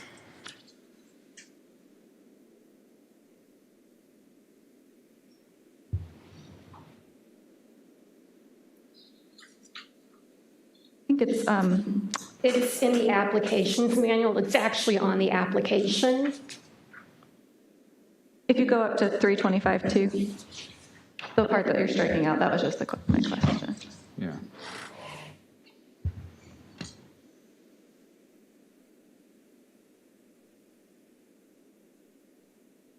Well, I'll tell you the hardship on that one, because our owners aren't here all the time, and it's hard to get a signature. Well, But, okay, so, but their approval is required at some point. It is, and it will be on the application. We didn't feel it was necessary to have that statement. Okay, I just wanted to make sure it wasn't- But it would be required. That the town can decide to list or delist a structure without their consent. that's the way it appears when you're crossing out, but if it's somewhere else. Okay. No, it's just the, yeah. Okay, bear with me one second. So the way that it reads now is that if town council decides that there's a building that meets that sort of classification, or the HPC, they can certainly apply on behalf of the property owner without the property owner's consent. Am I correct? And so the town council could process an application to have a structure designated as a contributing resource for the town over the objection of the property owner. That would be part of it to be considered, but that's the way that I read this. So they can do it over the objection of a property owner? That's the way that I read this, this section now. We did that in the mid-2000s when we did the initial contributing structure list. We didn't have permission of the property owners. And that happens all the There time. was in state law. notification. Zoning changes happen There with the was, objection of but- the property owners. And so designating as a contributing resource is effectively a zoning change because it creates this overlay district for that contributing resource. But puts a heightened standard of review on any sort of property. But why are we taking it out now? Or is it just simply the signature on the application that's being changed? This is about the signature. Okay. Which is, again, required. But we're not changing the property owner's actual rights in regard to that process. It's just a administrative thing on an application. Correct. I'm going to defer to staff on that. Okay. I'm in looking at what the UDO says here. Obviously, by taking out that language, it provides that flexibility, and amending the applications can be done as well. So, again, it's the zoning. It's the zoning code, and having town council have that ability to maintain that power to designate something as a contributing resource for the town, or putting these protective barriers on it like they can do with environmental protection and others. But are we changing that? I guess my question is, are we actually changing property owners' rights and town council's ability to do things without property owner consent, or is it just an administrative application signature thing that's being changed? Specifically, does it say somewhere that the applicant has to participate in this process? I mean, not the applicant, the owner. Does it say that anywhere? No, it does not.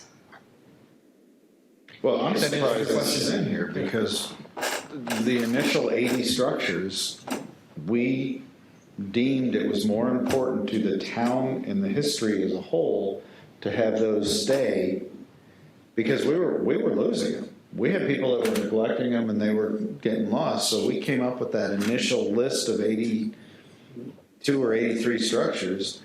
And, some of the property owners weren't happy. Most were like, okay, I already knew it was. And I think that's the point, is that there needs, and that's why I wanted to make sure that I tried to address this question, was that ability of the town to be able to designate a resource as contributing over the objection of the property owner is what is being created by the revisions to 325-2.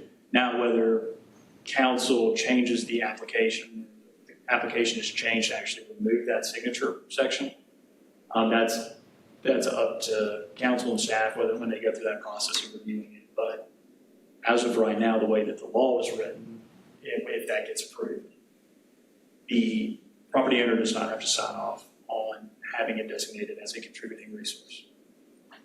Okay. I just feel like if we're actually taking away property rights, I'd like to think about that harder than if it's just an administrative detail.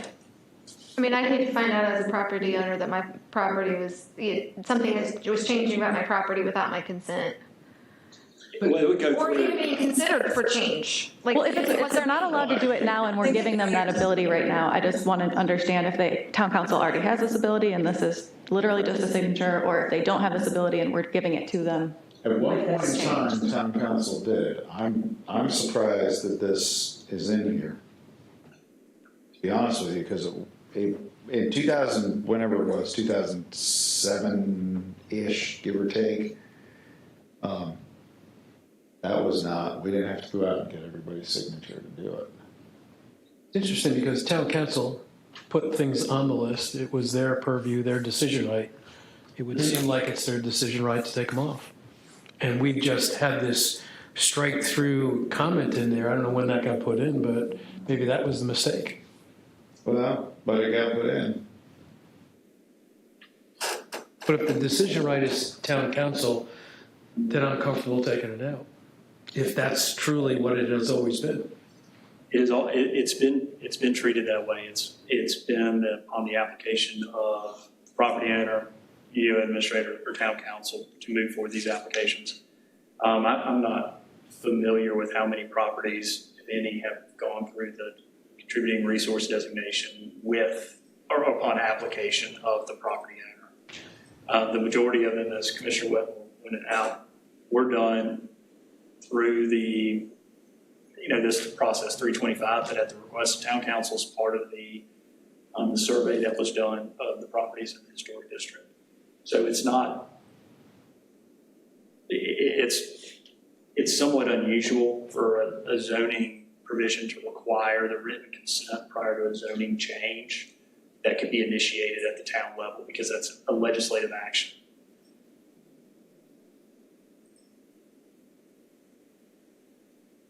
Okay, it's just interesting that it's in, I don't really understand what's happening today or in this revision that's the history of kind of how we got to where we are, but if that's what they're supposed to be able to do, then that's what it is. I hate to say this, but we may have to stick a pin in this and get the history of that. How it was put in, because and I mean, there's 7 of us up here, but if somebody is that uncomfortable with it and we don't know the answer to it, I think we need to know the answer to it. As much as I hate that we might have to push it back a month to find out. Sure, we can do that. Everything that we've discussed tonight, the things that you'd like to see changed, we can work on that and bring them back next month. And I don't know that it needs I'm to just one change. person. I just didn't know. I just don't want to unknowingly change somebody's property rights because it's all just kind of lumped into this thing. I just want to understand how we got there before. I echo your concern as well. I do. She was saying it was going to go in April or May anyways, so if we push back a month, it just will go in May, right? But you said it was going to June. Or, I'm sorry, June, yeah. And I don't know what the changes were, I can look them up, but I know that 325.2, that section was amended back in January of 2022. It's probably been amended at other points prior to that as well. So we can look into that and get more information. I hate it, but So tonight, is it a table kind of thing, or is it a recommendation excluding these items we have conflict? How does that work? I'm not good. I'm looking to Richardson. You brought it up. No, I just want If it would be best to table these items to next month. Yeah, it's not about, to me, it's not about causing an issue, it's being comfortable with what we pass on to council. And if we're not comfortable with it, we Good don't question. understand. If you have questions, then you should explore. Yeah. The only reason I'm hesitating and trying to think through the process is because this was a public hearing, we did the public notices, we put everything out. I don't know if we can do that again in time for the next meeting, and we would maybe be delaying it for longer. Well, didn't we change that? Didn't we change that public notice so that we could do it on shorter notice? 15 days. Yeah, 15 days. so we should have, But they have to look into it. well, they can publicly notice that we're gonna be doing it. They don't have to put the, Yeah, I don't know. information, yeah. that was a question, actually. Sorry. No, and again, I'm sorry, I'm trying to do too many things at once, I apologize. I'm taking notes of what those two ordinances were that amended that 325-2, so that we can, if I could look them up right now and avoid this question. We could table it. Y'all could also recess for 5 minutes to see if I can't pull those two ordinances and answer your question for you, if you feel comfortable with the other issues. I do have another point, and I don't know if this is, I'm not sure that it's going to involve you, so it might buy you a minute. One of the questions that I had was looking at 3.25.24, where it says any contributing resource that has ceased to meet the criteria, which is listed back here on 325A. I was wondering how you interpret that, because when I look at those criteria, that diminishing condition of the contributing structure, contributing resource, falling into disrepair was not a reason actually to delist, because it's not based off of the criteria isn't based off of its current condition. It's based off of its historical reference to events or persons, distinctive character, quality types. So its diminishing condition wouldn't necessarily give it the means to delist it, is the way I'm reading that. So that's what I'm asking about.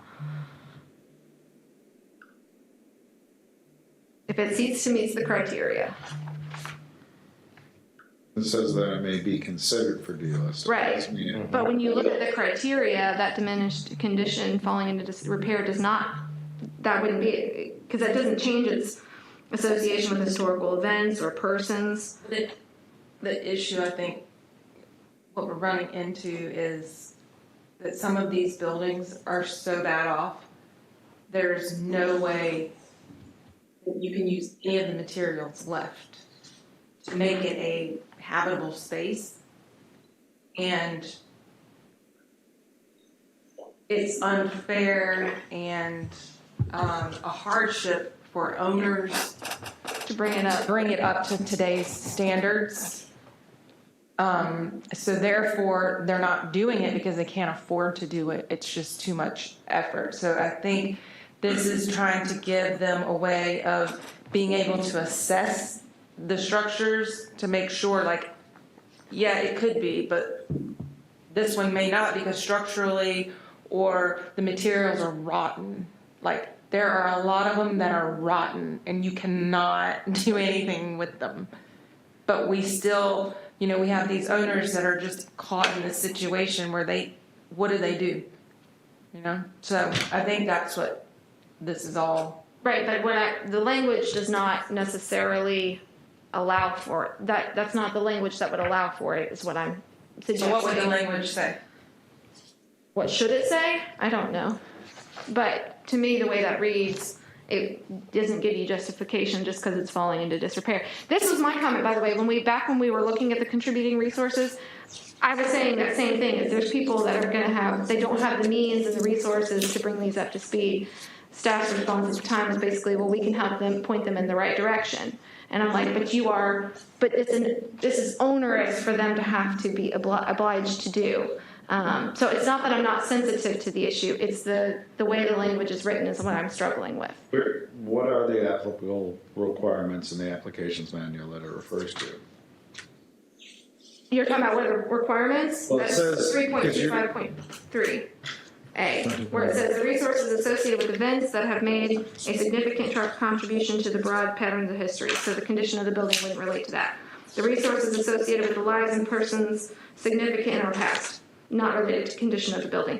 The resource embodies the distinct, so none of these are changing based off the condition of the building. The resource embodies the distinctive characteristics, this is the only one that's close enough, and I still think it's arguable. The resource embodies the distinctive characteristics of a type, period, or method of construction, or represents the work of a master, or possesses high artistic values, or represents a significant and distinguishable entity whose components lack individual distinction, or the resource has yielded or is likely to yield information important to prehistory or history. So 3.25.3.8.3 may be the only place where it might meet that, and I'm still not sure that language is supportive of it, just because it falls into a diminished condition. Because it still may have architectural importance in terms of how it was designed. It's just rotting, but if you could bring it up to speed, then, you know, in terms of reconstruct it in the same way it was before with a, you know, new piece of wood.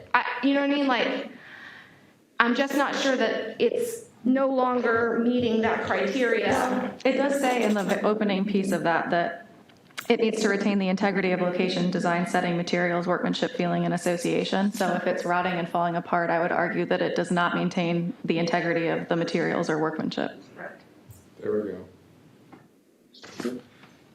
That's the part you're looking to hang on. Where are you at? That is 3253A. Subsection 4, paragraph 2.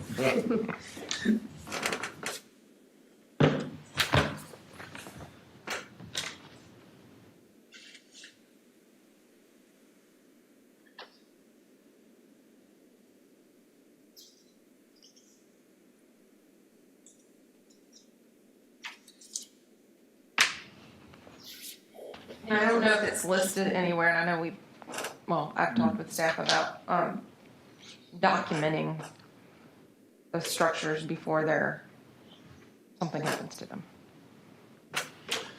That language really pertains to adding it to the contributing resources rather than the delisting, which is an interesting Yeah, the way but that's written. you could take it either way.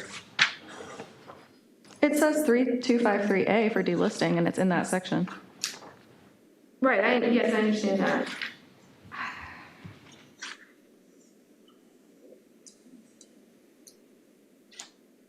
But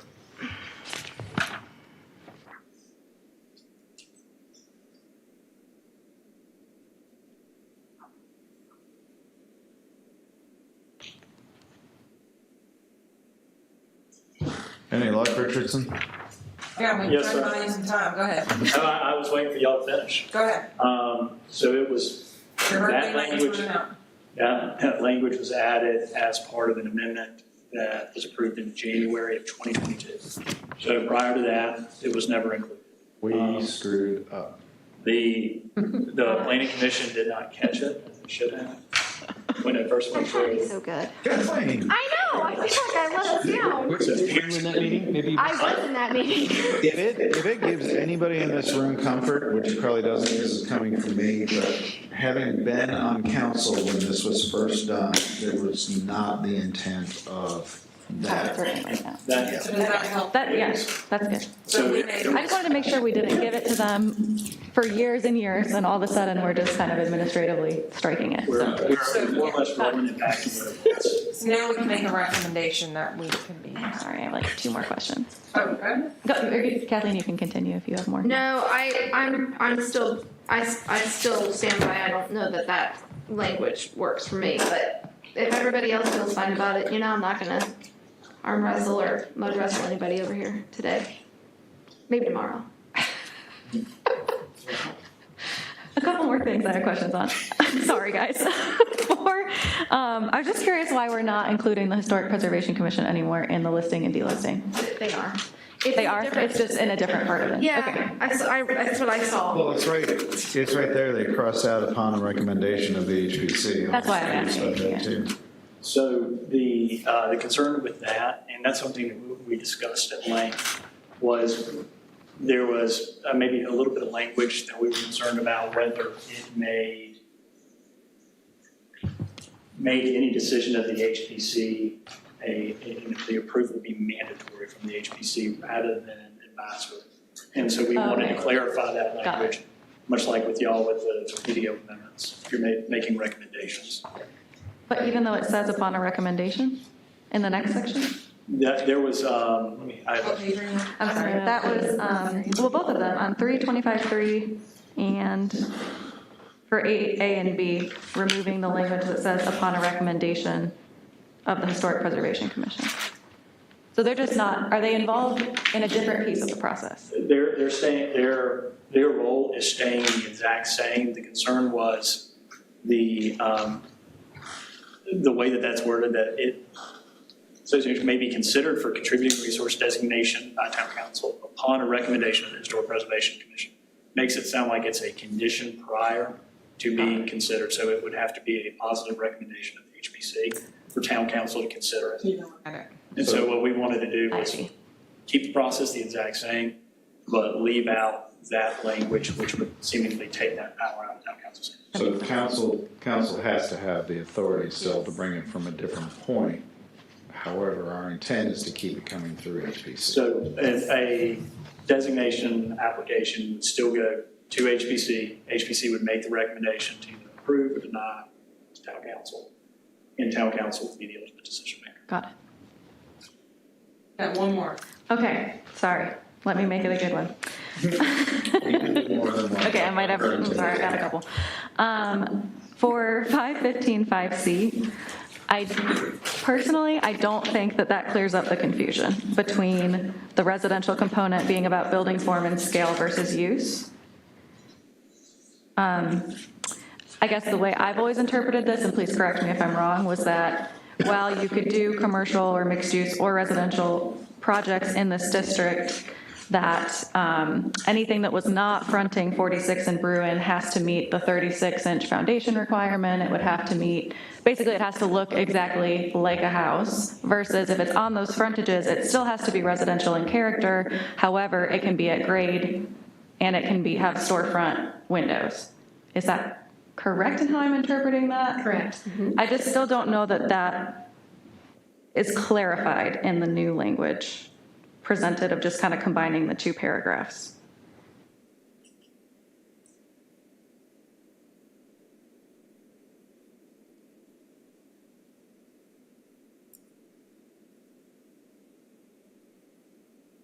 Yeah, sorry, I'm taking a moment here. I had this discussion with Katie, and we talked about it. She was fine with what's proposed.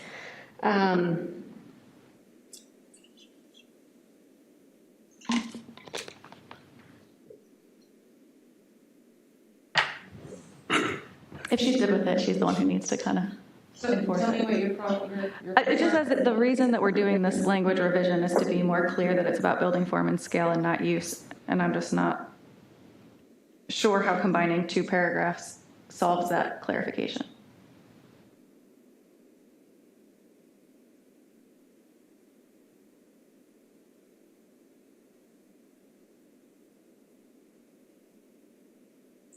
So, and I'm sorry, I'm trying to think back here. In one, there's mention here primarily residential in nature. Doesn't mean that it's residential in use, but it's residential in form. And so there was a little confusion when I read that, thinking it had to have a residential component in terms of use. Okay, so changing the word to character. Correct. Character.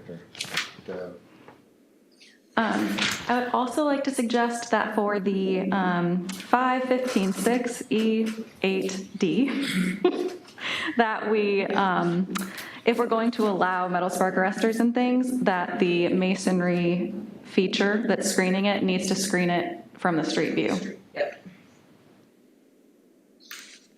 Okay. so that you don't end up having a bishop's cap that's open to the street and you're looking at the spark arrestor. Horror. It would be. That's probably one of my crazy notes I had on my thing I gave you. If you didn't understand my writing. That was one of them. I think I drew a picture of it too, to say this, not that. You can take a real life example. I drew one on my scratch pad. And the last thing, let it all go after that. Where did the 6-foot cart garage component dimension come from? So that was a discussion about limiting the number of bays to 2 for vehicles, but then potentially someone may have a golf cart. And so there was the addition, let me find that here. Yeah, Golf carts are a little larger. are not going to fit with 6 feet. That's kind of Golf the Golf carts are too small. I mean, 6 feet is too small. Golf carts are 4 feet wide and the door is 6 foot wide. So it's the width. Right, but if the door's 6 foot wide, you can't fit that in a 6-foot wall. Yeah, with a 6 foot wide door is what I would say. Correct, and that's what was meant. Let me find where I I would have add that 6-foot door. Sorry, take me a moment here to find it.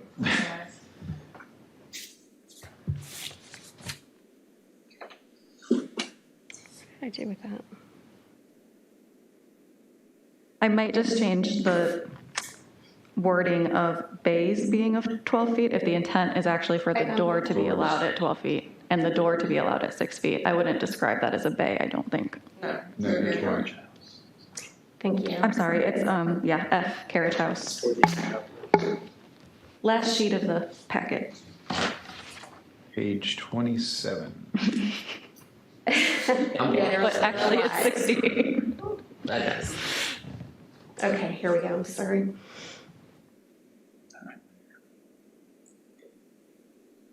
One additional bay not exceeding 6 feet in width. So it should say door.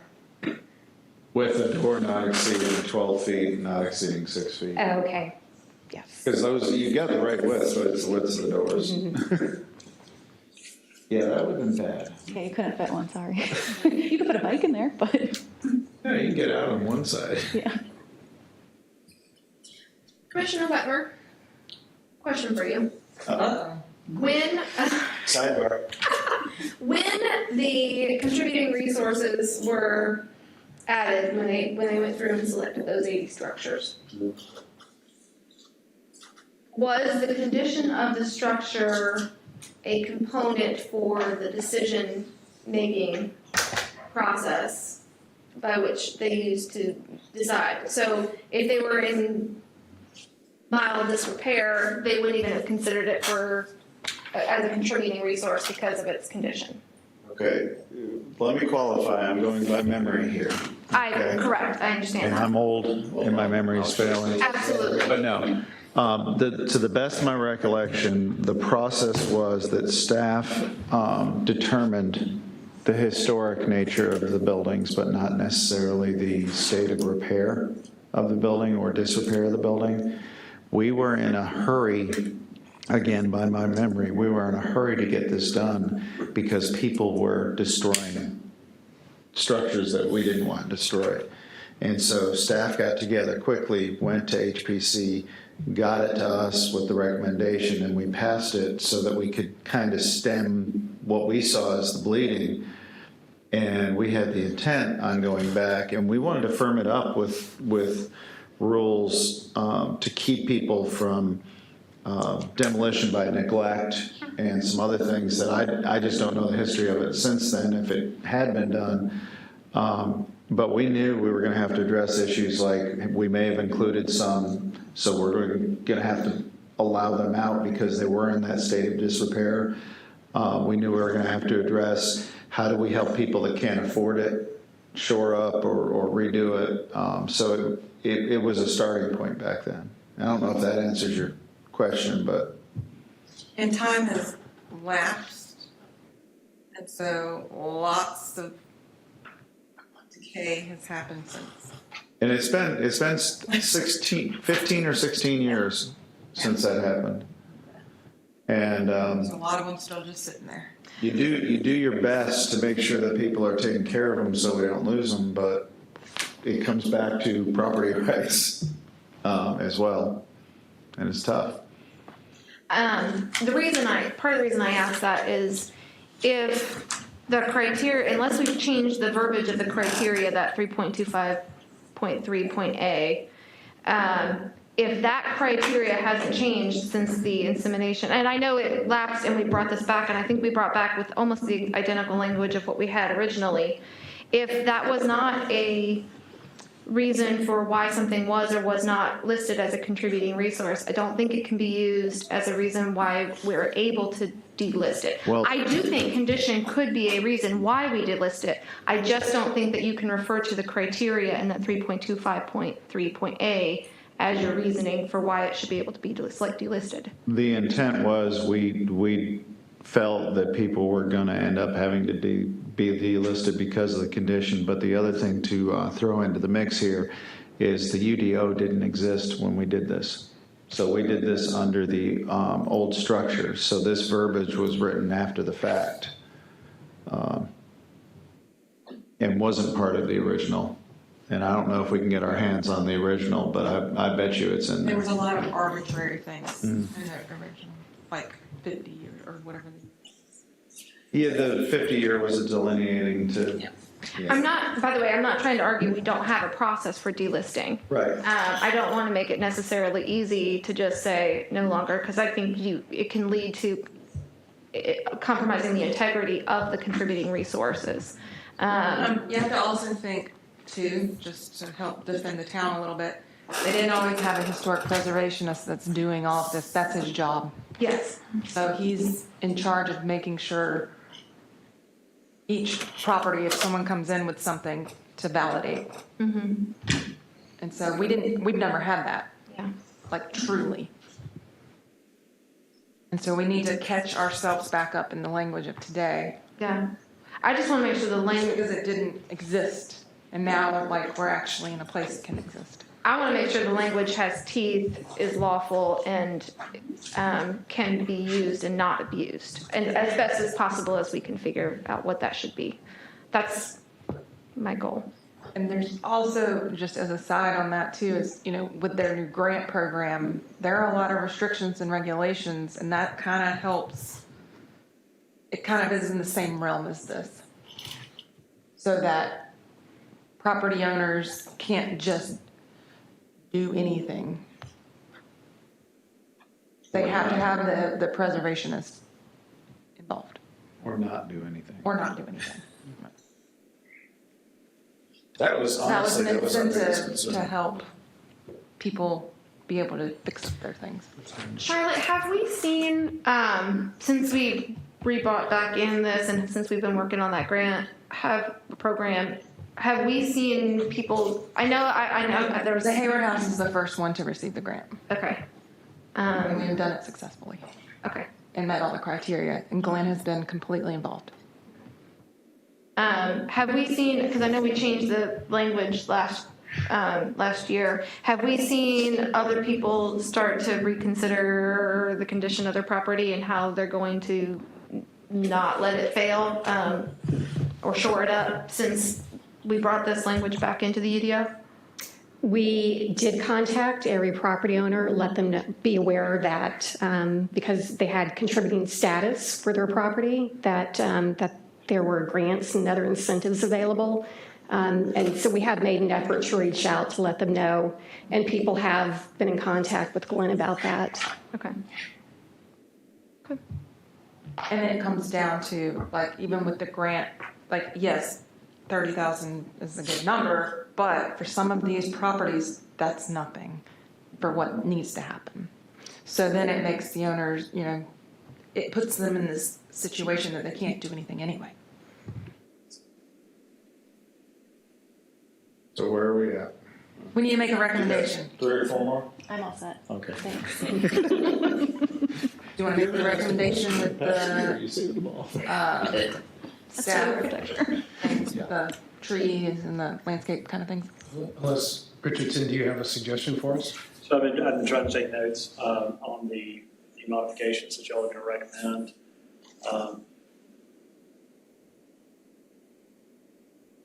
The first one is that, and I don't know whether you want to add this to your motion or whether you're just wanting direct staff to look into it, but that's the issue with the specimen trees and setbacks.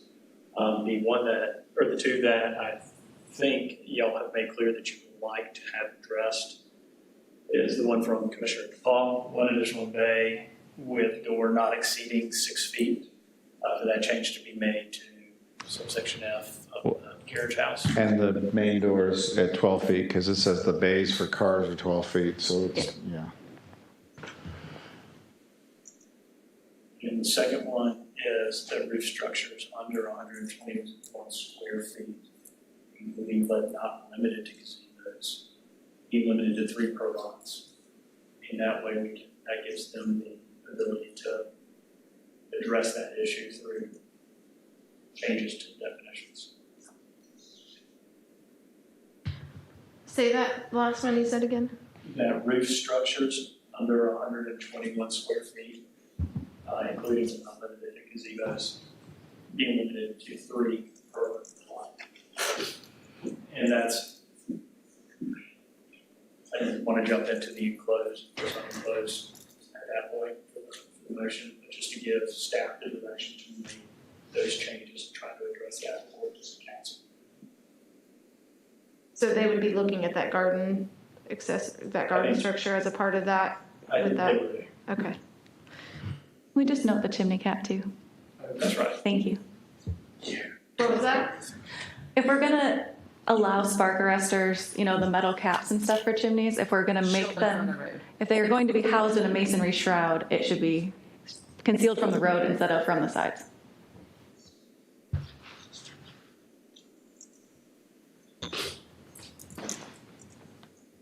Yeah. Any good? Okay, who wants to make that motion? Or recommendation, excuse me, to town council? Can I make the motion with the recommendations that Richardson just read off for us, or do you want to make it part of this? Let me just, I'll just repeat and make sure that we're all on the same page. There's the three proposed revisions. So it would be a motion to recommend that town council adopt. I move to approve, it'd be a motion to recommend approval with the following amendments, the proposed amendments to Town of Bluff and Code of Ordinance, Chapter 23 UDO, as recommended by town staff, with the proposed amendments being as follows. In regards to the chimney cap, to ensure that the language states that it will be concealed from the road, that Spark arrestor will be concealed. Spark arrestor will be. one additional, in regards to carriage houses and garage doors, that the 12 feet be reflective of the the door size, not the bay size, and 6 feet be reflective of the additional door size and not the additional bay size. And finally, that roof structures under 121 square feet, including not limited to gazebos, be limited to 3 per lot. So moved. And Oh. the UDO, potential UDO administration review of setback variant or Would y'all like that as a part of this motion, or did you just want that to be staff direction to kind of look into it? Because to be frank, I don't know whether staff will be able to address that before it goes up to town council. So we can provide a recommendation for approval for a portion of what we're reviewing and. Well, I think it exclude would another? be, it's up to y'all. This is the way that I Do we understood. need to get out of this motion? Well, I haven't withdraw the motion. Okay. There we go. We'll make it easy just in case. So the question is whether you want to approve with another proposed amendment that staff bring at town council about that UDO administrator flexibility for the setbacks.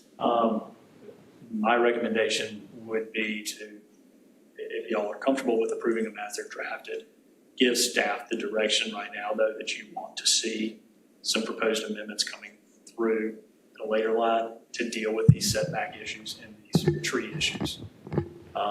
That way, only because those revisions may be tougher to accommodate within this time frame than changing the bays and adding the language about the chimney cap. It's something that probably needs to be a little bit more heavily vetted. But this is y'all's meeting, and we'll do whatever y'all recommend. So that would be, so you're saying, and maybe I got lost in all the words. We can recommend approval. It's me, it's not you. Hi, I'm the problem. We can recommend approval of a portion of what's proposed tonight, is what you're saying. You can. What I was saying was more, though, that you go ahead and recommend, if you want to approve this you have no issues with the language as it's done, plus the 3 revisions that we've talked about. You can go ahead and get that in the process to get approved, have the UDO amended, and have those new setbacks incorporated. At the same time, rather than holding up those amendments, including the setbacks, from being processed, what you can do is tell staff that you want to see, because y'all as a planning commission have the ability to do this. Say, staff, we would like to see proposed revisions to the UDO to provide UDO administrator flexibility. And those are really just, we can do that as 2 separate motions. So one motion to approve these You're proposed approving changes. the whole thing, and then coming back and looking at those additional things we want to look at. It's kind of like what we've done before and said we'll come back, but we're also, poor Charlotte's going to be working her tail off this month on parking and mass and scale, and we can add this to it. Build it, zoning uses, yeah. Okay, thank you for that, I appreciate it. I'm Now sorry who if I wants- was just being dense. Who wants to try? I would like to make a motion. Where'd it go? Oh, okay. I would make like a motion that we approve with amendments, the amendments to recommend for approval to town council, the amendments to the Town of Bluffton Code of Ordinance, Chapter 23, Unified Development Ordinance, as recommended by town staff with the following modifications, and my voice will change slightly here. So that first modification, Commissioner Wetmore, would be the 1 additional bay with door not exceeding 6 feet, but also for the carriage houses that the bays, references to bays be replaced with doors as to 12 feet. That roof structures, the second condition is that roof structures under 121 square feet. Hold on a second, let her catch up. Yeah. 1 additional bay, what's your 116? 12 feet doors on the others.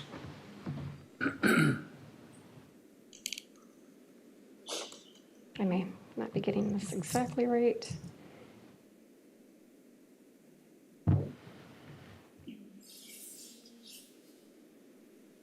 not Katie. Katie can whip through this quickly.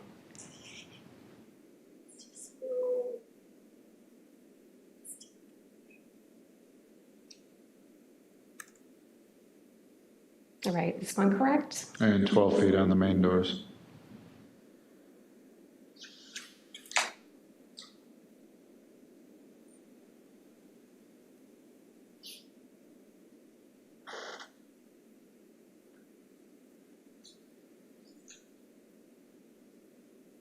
Does that read, that's not reading correctly? It might be easier just to say replace the word bay with door. On it, on. That's, I think that's it. Wherever that verbiage is. yeah, that's easier to do. So There you go. killing That's Robert's fine. rules That's it. right here. That's good. We're just Okay. working on the motion. There's- I'm gonna withdraw that motion again. Let's get it hammered out and then we can do it. Katie, do you have the exact word, yeah, Carrie, do you have the exact words?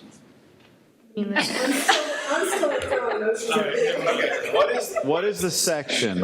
What is the section with the doors, okay? It is F Carrot House. Okay. Is there, no, there isn't. F Carrot House.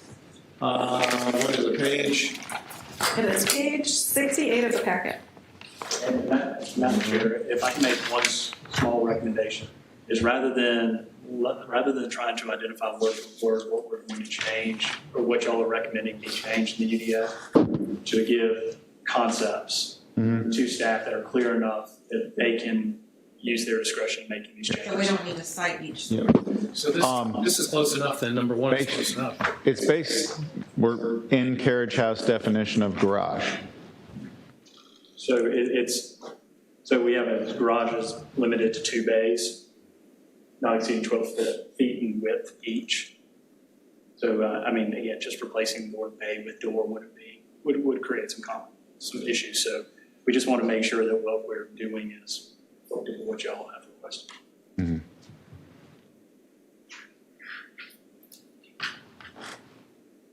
Again, with the roof structures under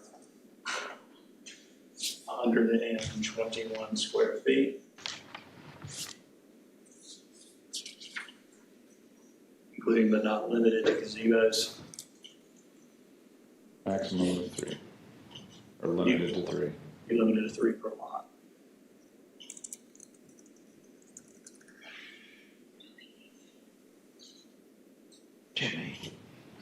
Number 3 is chimney cap. Spark arrestor, right?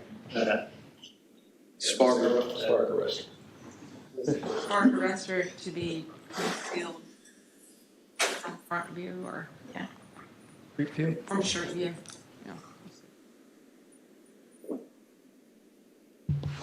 Okay, and one more change, you have the very top, instead of I move to approve with amendments. Recommend. I move that we recommend approval. Recommend No. approval? Yeah. To recommend approval.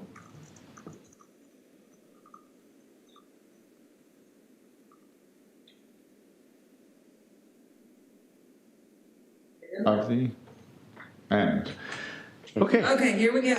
Does anyone want to Take- make a motion? take 4.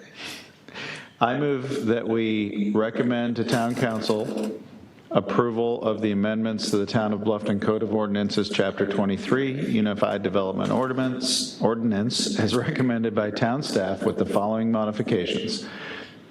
First, replace the word bay with door in carriage house definition of garage. Second, roof structures under 121 square feet, including but not limited to gazebos, be limited to 3 per lot. And third, chimney cap, spark arrestor to be concealed from street view. Do I have a second? Second. Do I have any further discussion? All in favor? Aye. Okay. Now, are we having another recommendation?